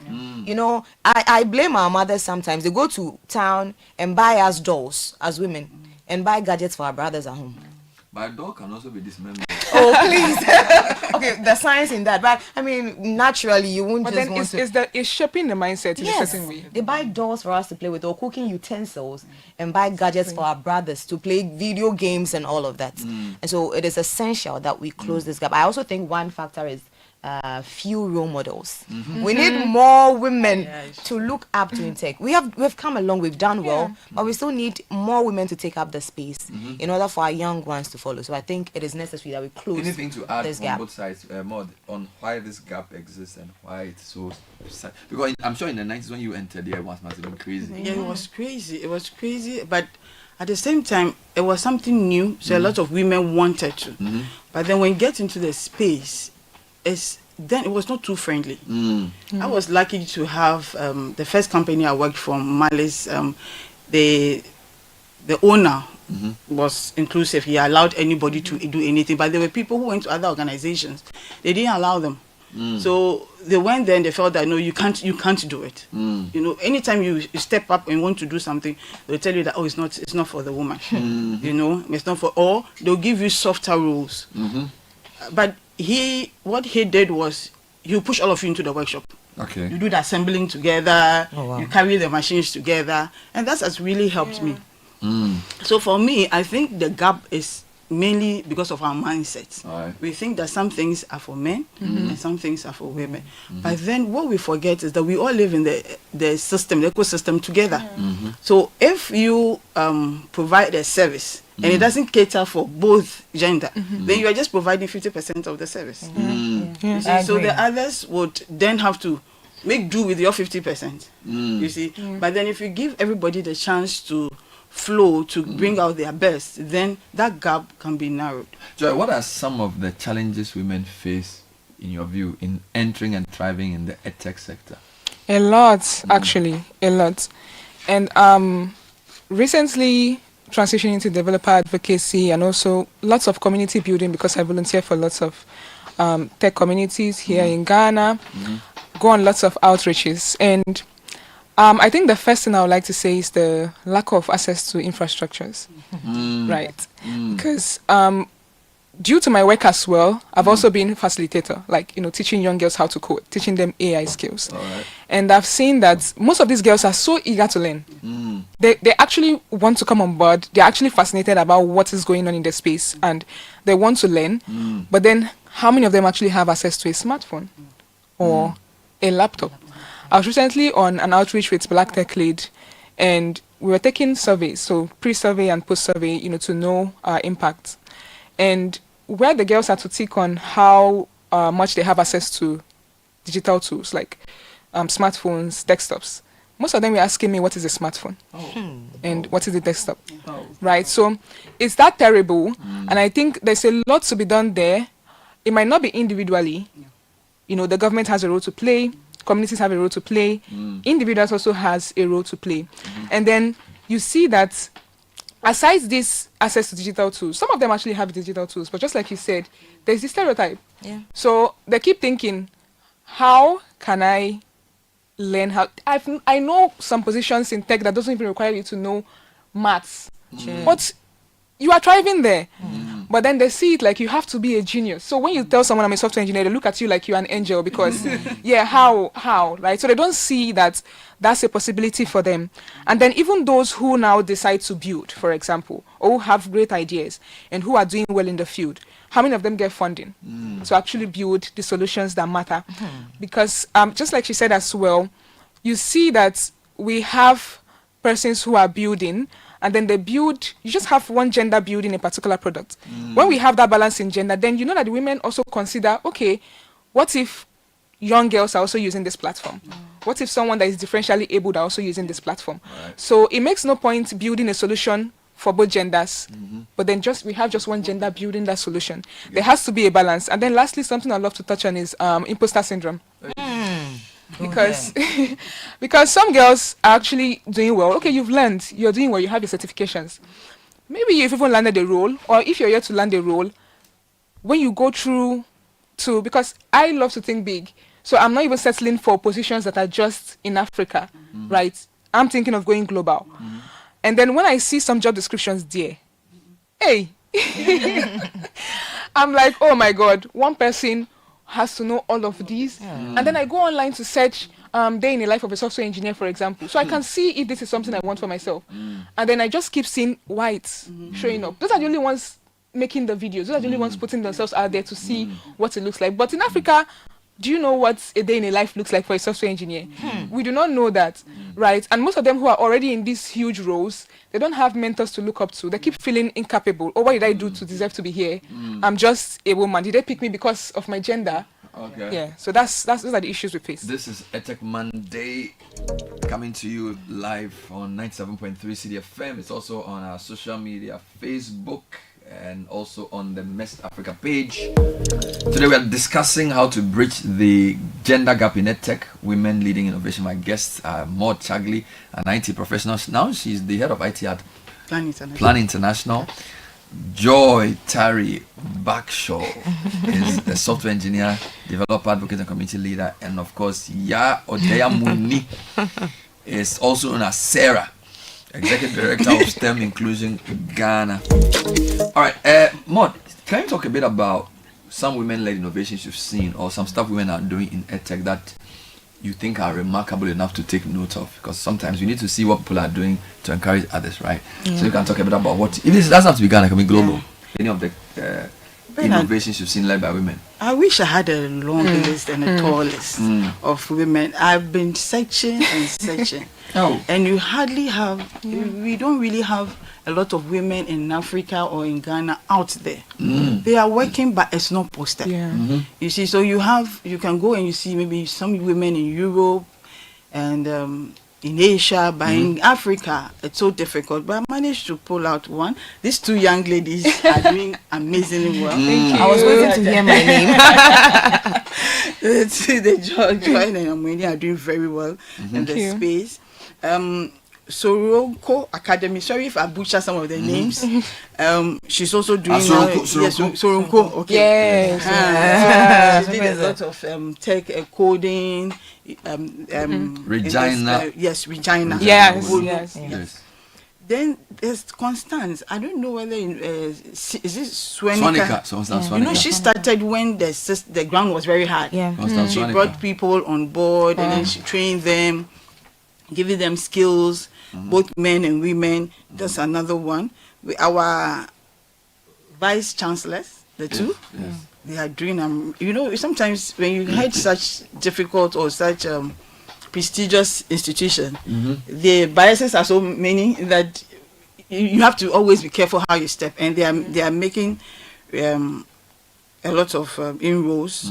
Then there's Tenny Agana.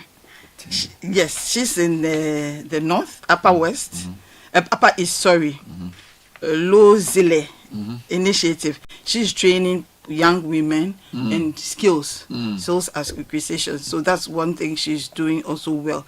And all these people are trying on their own. And there's AJ, what's the name? Science and Tech, with girls in science and tech, yes.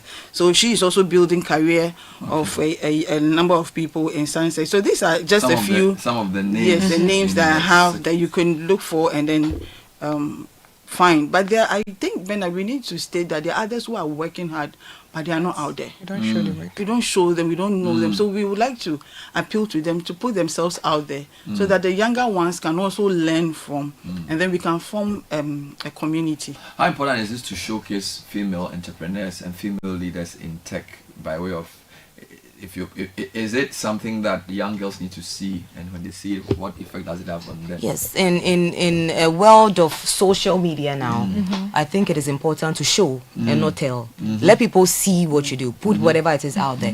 If you go to my Instagram at miss.amweni, in my bio, you see that I've written, I am committed to providing hands-on training in STEM fields to students regardless of gender, ethnicity, and even income levels. So let us show. People fall in love, especially young people, our Gen Zs and alpha babies. They fall in love with what they see. So if we let them see it, if it excites them, it will ignite their passion in these fields. We know that lack of access to digital tools and skills affects women in edtech.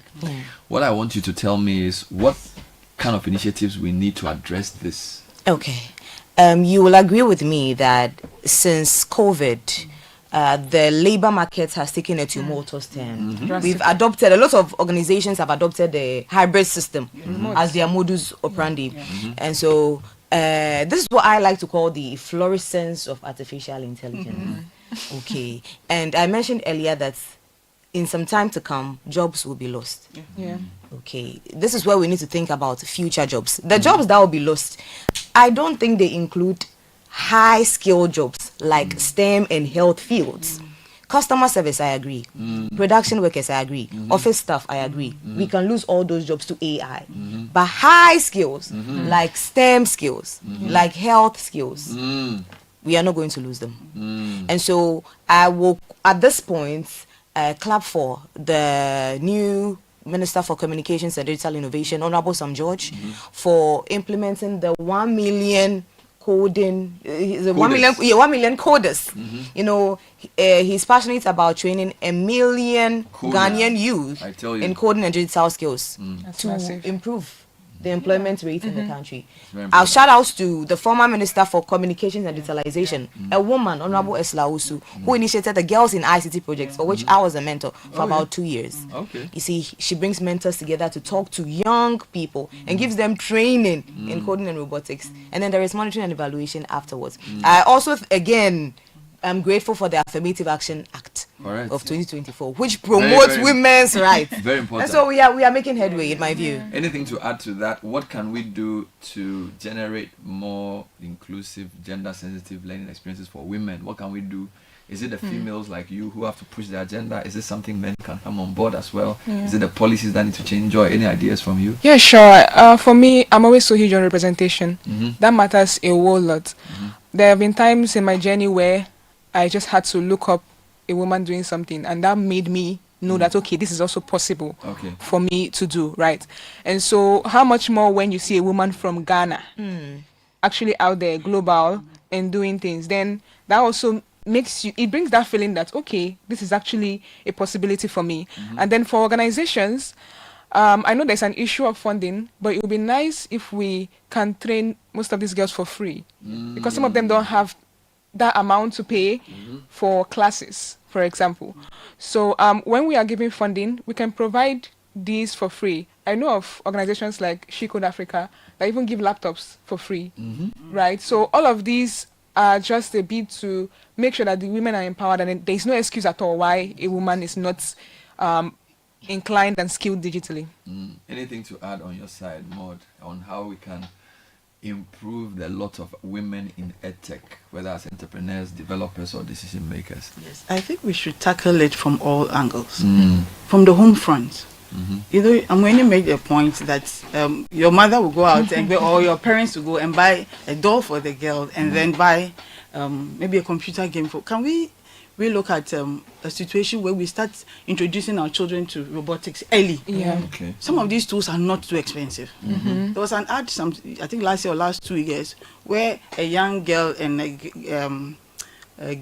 young boy and a girl provided a solution in the home. Their mother couldn't open the door, they couldn't turn on lights and all that. It's an art, but it's something that we have to start introducing our children to from the beginning. So that's one, from the home front.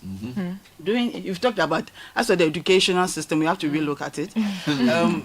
It's structural, it's like you have to follow this protocol, and things are changing. And it's changing so fast, we'll need another way of thinking. We need different solutions to training. We have to introduce this IT clubs. We have to introduce these competitions in schools, and then we have to introduce project work in school. Sometimes we give these children homework every day. How would they be able to become innovative and think? So I think that we have to look at that aspect, and then in the organizations as well, let's give chance to women to shine. Let's give them the opportunity to and it's not wrong when somebody makes a mistake. It's like when a woman in tech makes a mistake, it's like she's seen as not competent, but when a man makes it, it's normal. You know, so every time the woman will have to prove herself twice as much. So it's something that I think we have to. Let's talk about mentorship programs and networking opportunities. I know you have been involved in mentoring. Yes. Tell me how it's changing the story. How is it affecting young girls when you put them in those programs? How does it work? When you say you are mentoring somebody in tech, what does it involve? With my organization, STEM Inclusion Ghana, I mentioned earlier that we provide training for these students, no matter the level. Our most recent event was in Osu, where we trained 110 students from all 11 government basic schools in Osu in IoT and web development. We didn't leave them afterwards. We organized a mentorship session for them where they met with experts who shared their stories with them, and it has inspired them. I have students who saw me and said, okay, I want to become a computer scientist.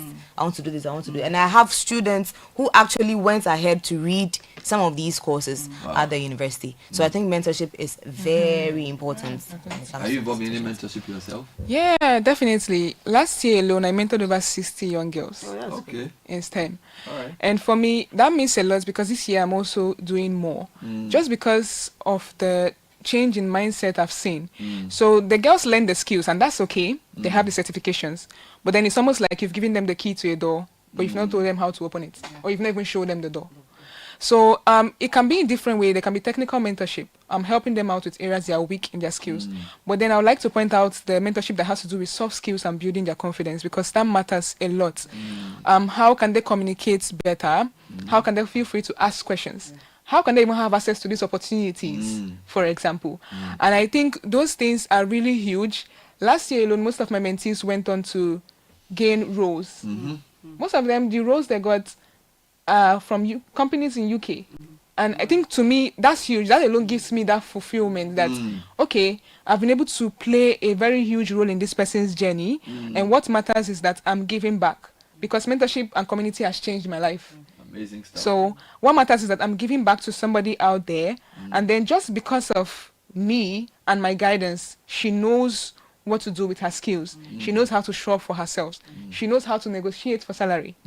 She knows her what. So when she's even going into those workspaces, she knows that she's there because she's competent and that she has something to also bring to the table. More anything to share on mentoring because of your role? You've been in this for long. Yes. I think your organization itself deals in development. Yes, we do. But I don't think you do it in the IT space. It's more, I think, it's more development yes. stuff. But so I've done a few in Girls in ICT Day.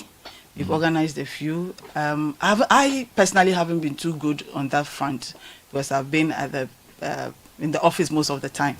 But I think it's a key area that we have to look at. When programs, there's a program they are running, the She Leads program.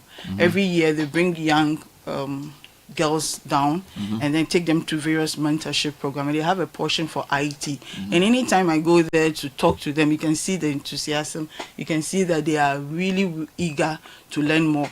So I think mentorship is key. We need to be intentional about it. We need to sit down together and plan it and then be deliberate. Yeah. Let's hear a quick vox pop from some of our audience talking about this important subject of bridging gender gaps in EdTech. I'm Mariam Fauzia Mutala, an IT Operations Associate at TechAid Ghana. So what inspired me to pursue a career in EdTech is my aunt recommended a course for me to take at Open Labs Ghana. So in my class, I was the only female in the class, and I wondered, why is this happening? So I realized that that particular field, which was networking, is a male-dominated class, and that inspired me to change the narrative. So I really wanted to pursue a career in IT, so as to inspire other ladies to also do same.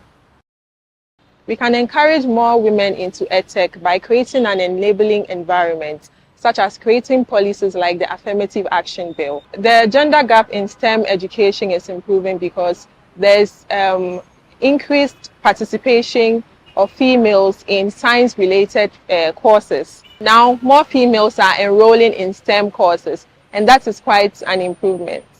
Mentorship and networking plays a key role in increasing representation in the EdTech industry because it provides support and also boosts the confidence of females. My advice to young ladies who want to venture into EdTech is be confident. Go for your dreams. It's open to all. My name is Maud Chagli.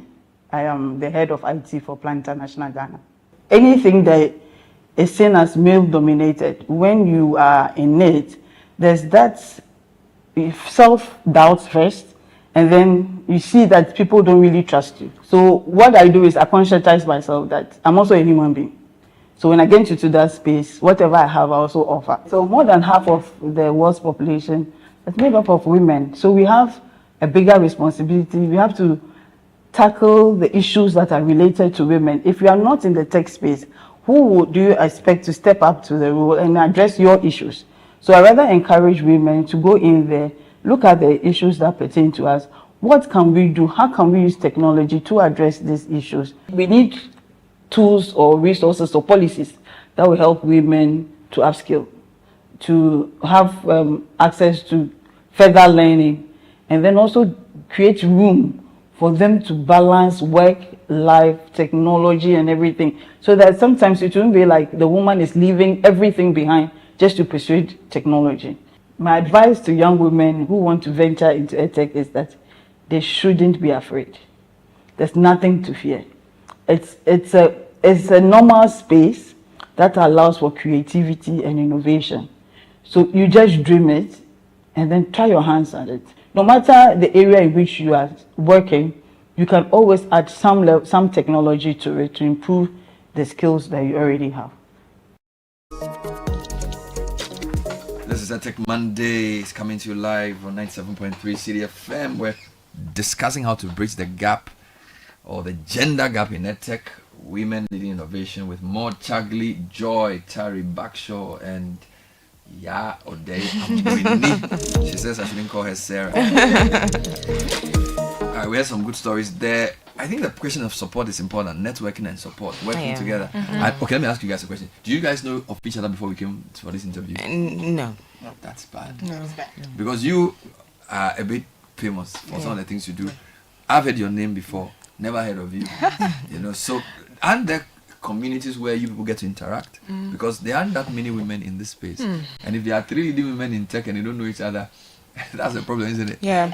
What do you think? I think we should thank Citi FM for bringing us together. Actually, we met this morning and then we just connected. Wow. Because we do the same things. Yeah. And so yes, I think community is really important. But there are 1,001 tech communities that women can join. Are you part of any community? Yes, ALX, a lot. ALX, the Tech Circle. Take your time. ALX, yes. What is ALX?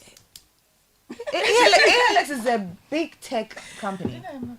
You know ALX? Oh, I'm not part of okay, yeah. And then there's what else? ALX Africa. The Yeah, tech the tech circle. Yeah, there's Firefly IO for the Ghana robotics competition. Yes. Very good. They're doing really well. Firefly what? IO. Hey. There's She Code Africa. Yeah. There is okay. Black Tech Lead. There's Internet Society that also have this thing, the IoT portion of it. Yeah. And I mean, if you want to take different fields in tech, like cyber Exactly. security, there are Cloud, communities for, cyber security for network AI. administration for AI. So there are a lot of communities. I see. So ALX, the tech circle, Firefly IO, Black Tech Lead, etc. All right. And the question I have is, somebody wanted me to ask you, your tech panelists, do they mentor adults who want to venture into tech, not just young people? Because look, a lot of your work is with young people. No. Not necessarily. Yeah. I do all levels, including tertiary. My youngest coder is 8 years old. My oldest is 44. Oh, wow. So all things are possible. Yes. Okay. Yes. Youngest is 8, oldest is 44. And I also, during my mentorship as well, I've also had mentees who were mothers. So I'll recently be a mentor as well for the Coding Mom. You can check out that community. That's a community just for moms, and my God, they are doing amazing. And considering the demands you have from family, being a mother, work, they make sure that you learn in a very conducive environment. The courses are shaped to a way that you are also able to learn comfortably and not struggle, especially as a mother. And they are running mentorship programs. So just to add up, I mean, because we also promote inclusivity, we also work with disabled people. Yeah. So we've been to the School for the Blind, provided training for them. Yeah. And it was quite a challenge, but I'm glad we were able to develop the tools for the training. Yeah. What areas do you think policymakers should focus on to make it easier for women in tech? Is it the financing? Is it the working hours? Is it because you mentioned about mothers as well? Just your thoughts on that. Maybe I'll let you think about it whilst I read a couple of comments. Good morning. I'm Abugra Nyoriga. Through Wikipedia, women like Stella Agbele, Joy Ejepong, Ruby Dankwa, among others, are doing well in the STEM space. Also, we can tell the stories of women in STEM through Wikipedia. They should simply avail themselves, and we'll take it from there. There's a project where we highlight the works of women in Africa. They can reshare their Instagram handles, and I'll personally reach out to them. I know Abugre and Yoriga is right. So you may want to mention your IG handle so that he will reach out to you and then help you to tell your story in a way that can inspire people beyond Ghana as well. I'll let you do that before we go. Hello, Bernard. Tell the lady I'm ready to teach her long division. I don't think I need it right now. Edwin Dadzi Abuchi. Bernard, I congratulate the ladies in the studio. How can I get in touch with them? I think you should mention your social media handles. I'll start with you, Joy. What's your social media? I'm best reachable on LinkedIn. That's like my favorite application. LinkedIn to me is like TikTok. Okay. So on LinkedIn you can reach out to me via my name, Joy Tari Bagshaw. You mention your name like it's like Kofi Owusu. Your name is correct. Joy Tari Bagshaw. Yes, and so Joy as in Joy. Yes, Tari is Tari with a hyphen. Yes, please. Bagshaw is like bag. And then short. And then short. I see. Yeah, and on Instagram I'm just Tari Bagshaw Joy. No spaces in between. Yeah. Tari Bagshaw Joy on IG, and you're also on LinkedIn. Amweni? Yes. All social media platforms is Miss Amweni. On Instagram is Miss.Amweni. The rest Amweni is AMOANI, yes. And then STEM Inc. GH. STEM Inc. STEM INC on. But if you want more information, you can go to our website. Of course, STEM Inc. is for STEM inclusion. Yes, STEMincgh.com. I see. Or info@stemincgh.com. And then Mod? It's mostly on LinkedIn, Mod Shagli. And then the Shagli is TSHGLI. And then maybe once a while on X. I think I have to do well with social media. So it looks like LinkedIn is where a lot of you are interesting stuff. All right. Now, the government is listening to us. We're talking about EdTech, education in technology. I don't know if the issue of EdTech has come to your attention in terms of how we can make it easier to teach people and be educated through technology. There's a whole conversation about whether kids are using gadgets is good or not. Joy, just give me your general thoughts on how we can deepen EdTech in the country. What can we do for the use of technology in education to bridge the gaps in education? Okay, great. So just like I mentioned, the infrastructures will really do well, and also being able to give out sponsorship for these girls to learn these programs. ALX is doing a great job with that for free. And most of these programs, I know of Blossom Academy, they even support you with a laptop, right, during your learning process, give you access to mentorship and all of that. I think that's really, really interesting. And then secondly, I'd just love to say, we know that our curriculum is not in sync with the future of work now. And that's by the side. There's a lot going on, right, in the space. And you can see that AI is even changing everything. Almost every platform I go on to learn now has an AI assistant somewhere to assist me. And it can be a lot to take in, especially for persons who do not have prior experiences. So I'll just say, building courses, when you're building courses, have the learners in mind, like your end users, have them in mind. What's the best way they can learn? What's the best way they can require assistance? So it's almost like when we were in secondary school, for example, we are stuck with an assignment. We have to wait till Monday to get to school. But now you have access to AI to ask your question. And in the topic of AI as well, I think we can also push for responsible AI. Even if we are using AI, how do we use it in a good way and not in a bad way? How our information, the data we are feeding it, what kind of data should you feed it? Where do we cut the line, right, when it comes to AI? And then lastly, I'll just say, in terms of policy, just making sure that a learning environment or a workspace is free of harassment, where girls can comfortably learn without having to face any discrimination or harassment of any kind. Because now the field is growing and we see lots of girls who are eager. So we don't want a situation where they have to do something against their value just because they are desperate to learn something and someone is promising them something, right? So I think these are ways that the government can come in. Providing job opportunities is also a huge one, because after learning, what next?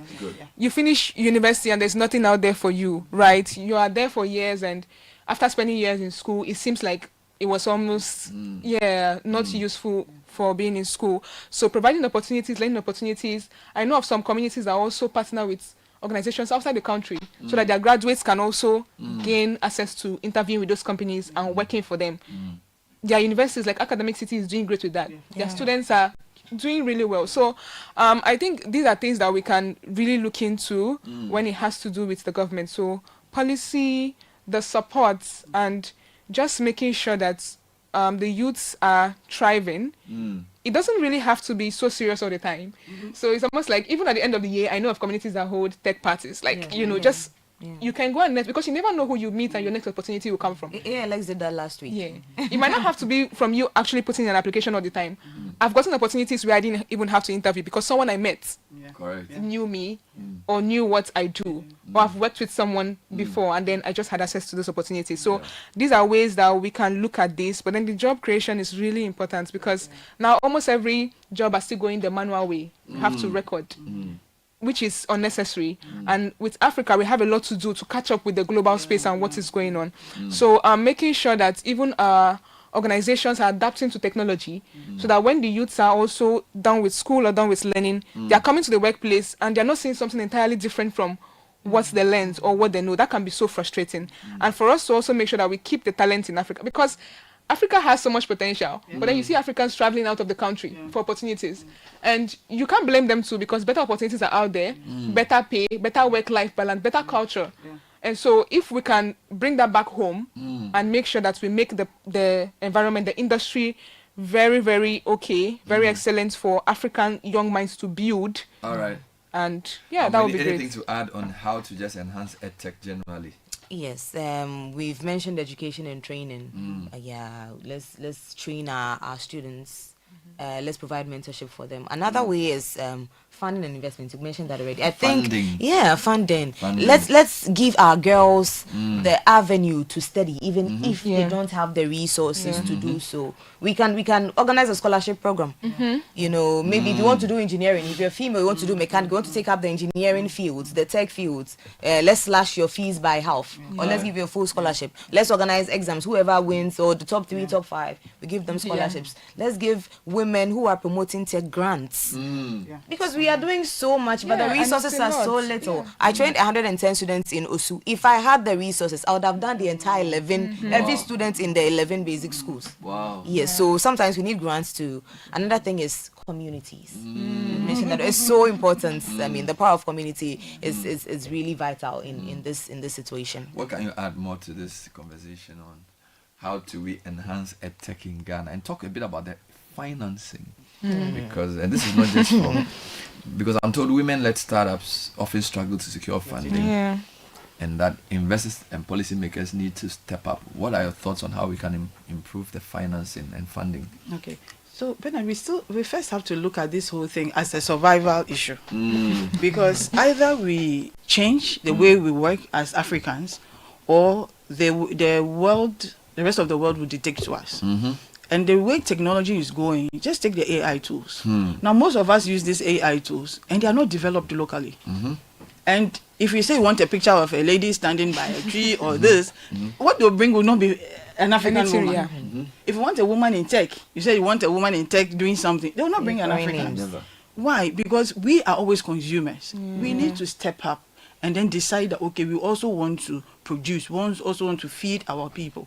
So first, I will ask that the government look at initiatives that will support organizations that are already in the space. Okay. Can you give them tax incentives? Can you encourage collaboration with other organizations outside Ghana? Even within the sub-region, can you just give that the enabling environment to allow them to thrive?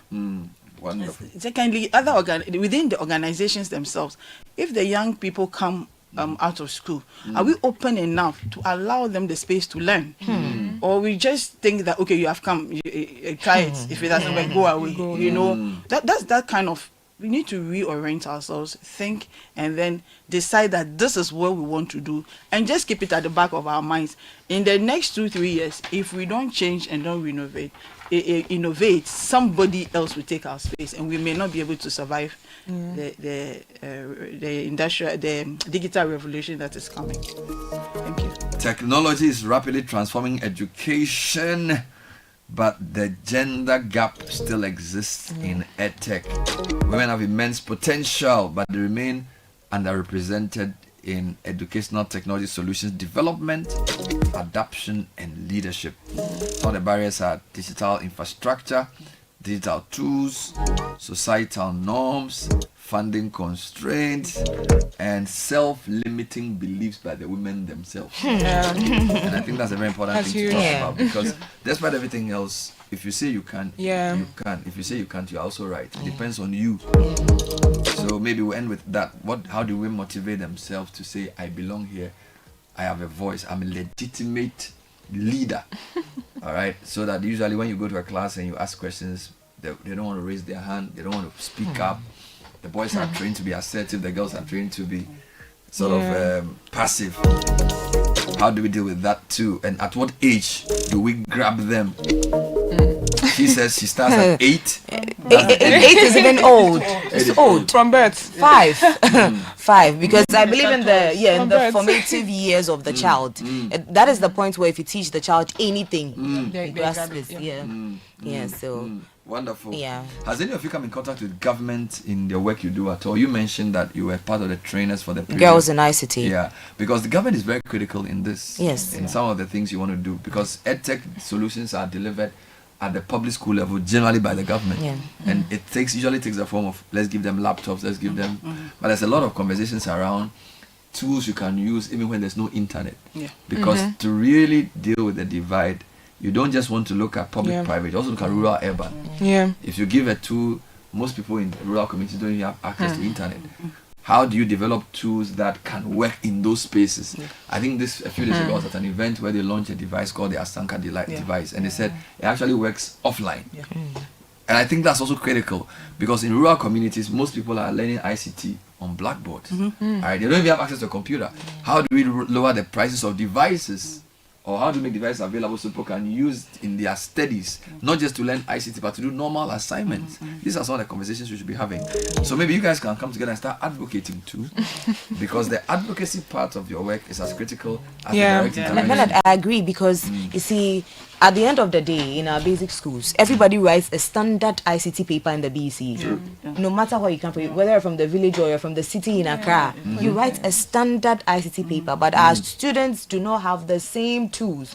I've been to a village in Jabi in the Ashanti region where they use stone as a mouse. You ask the girl to click left or right, and she's afraid that the whole computer will explode because she's never used it. Yeah, it's sad. It's really sad. But at the end of the day, we all write a standard ICT paper, which I think is not fair. Each of you a minute to give your last thoughts on how we can push the achievement of women in EdTech. Who will start? Who will go first? Joy. Okay, just like you mentioned, I would say advocacy. It's as important as those who are also doing the work, because how do we know that these are our issues? And also, the advocacy doesn't have to come from those who are prominent or have a platform. For example, if you face an issue as a woman, speak about it. You never know who the next person will be that will be listening to you, or what the next woman will also take from your story of how you overcame something. So advocacy is a very huge part. And also, for those who are building, please consider us. Like, yeah, so please, the gender divide shouldn't come in to play at all. Recently, I was part of a course curriculum design with Google DeepMind. So they're building for Africa, right? And I love the questions they asked so much. You know, questions like, what are your typical day as an African? What does it look like? If taking courses, what were your struggles? What courses did you like? What courses did you not like? And why? Right? And then just having to go on retrospect to think about all of these, it was just so saddening. Because like you mentioned as well, we have access to these courses. Then what about the internet? How many of us have access to a laptop or a smartphone to actually learn? Or power, like electricity supply, right? So I think there's a lot to be done, and if we also keep sharing our voices, keep telling our stories, you just never know who will stumble upon it and how they can assist. Wonderful. So my last word will be that we should just keep pushing, and women should also own it. Like, you are there for a reason. You deserve to be there as much as everybody else. There's nothing belittling about you being a woman or being in the space. So just try your best, keep learning, be competent, and own the space as much as possible. Thank you, Joy. Let me take Kamweni's final thoughts. Talking about owning it, I think it is also important that we let our girls know that it is possible. You can do it. The first computer programmer was a woman. Yes. Ada Lovelace was a woman. Let's talk about the likes of Dorothy Vaughan, Marie Curie. These were women, and they did it. You are not the first to do it. You can do it. There are women who are championing STEM now.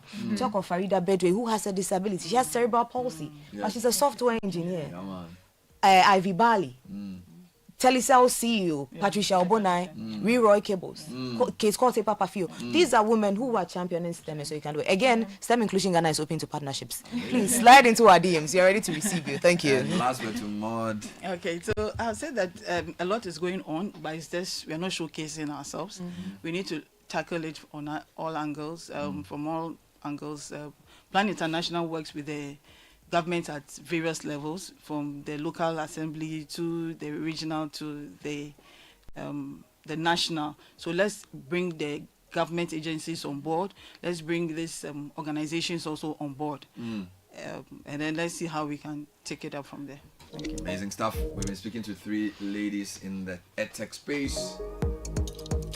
Joy Tari Backshaw is a software engineer. She's an advocate in the space with some fantastic work coming from a Nigerian background. More Chagli is a country IT manager for Plan International Ghana.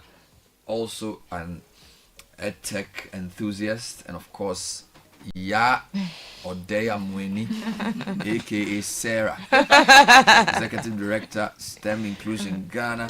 You can follow all of them on their LinkedIn and their IGs. So basically, you can also, if you watch, you can watch this video again because it's streaming on Facebook. You can watch it on Citi 97.3's page or the Mest Africa page because they shared their ideas as well. You can also send us your comments to edtechmondays@mastercard.org. at MasterCard FDN. That's foundation, mastercardfoundation.org. All right. So EdTech Mondays come your way once a month on Monday, and we are the Center for Innovative Teaching and Learning.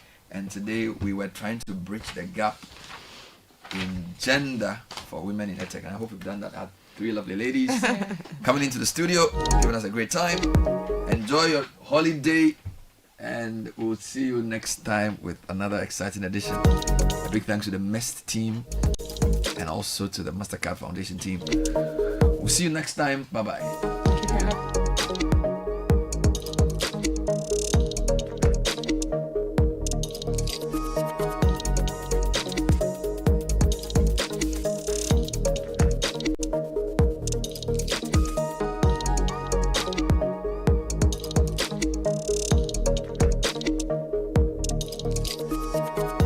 Alright, so we're moving straight in City News at 10, after which brunch in the city, the Eid al-Fitr edition, comes your way. But ni ayikwe okay. Yes, sir. Parliamentary correspondent, good morning. Good morning, boss. Hello and welcome to City News at 10. I am Ni Ayikwe Okain. Coming up,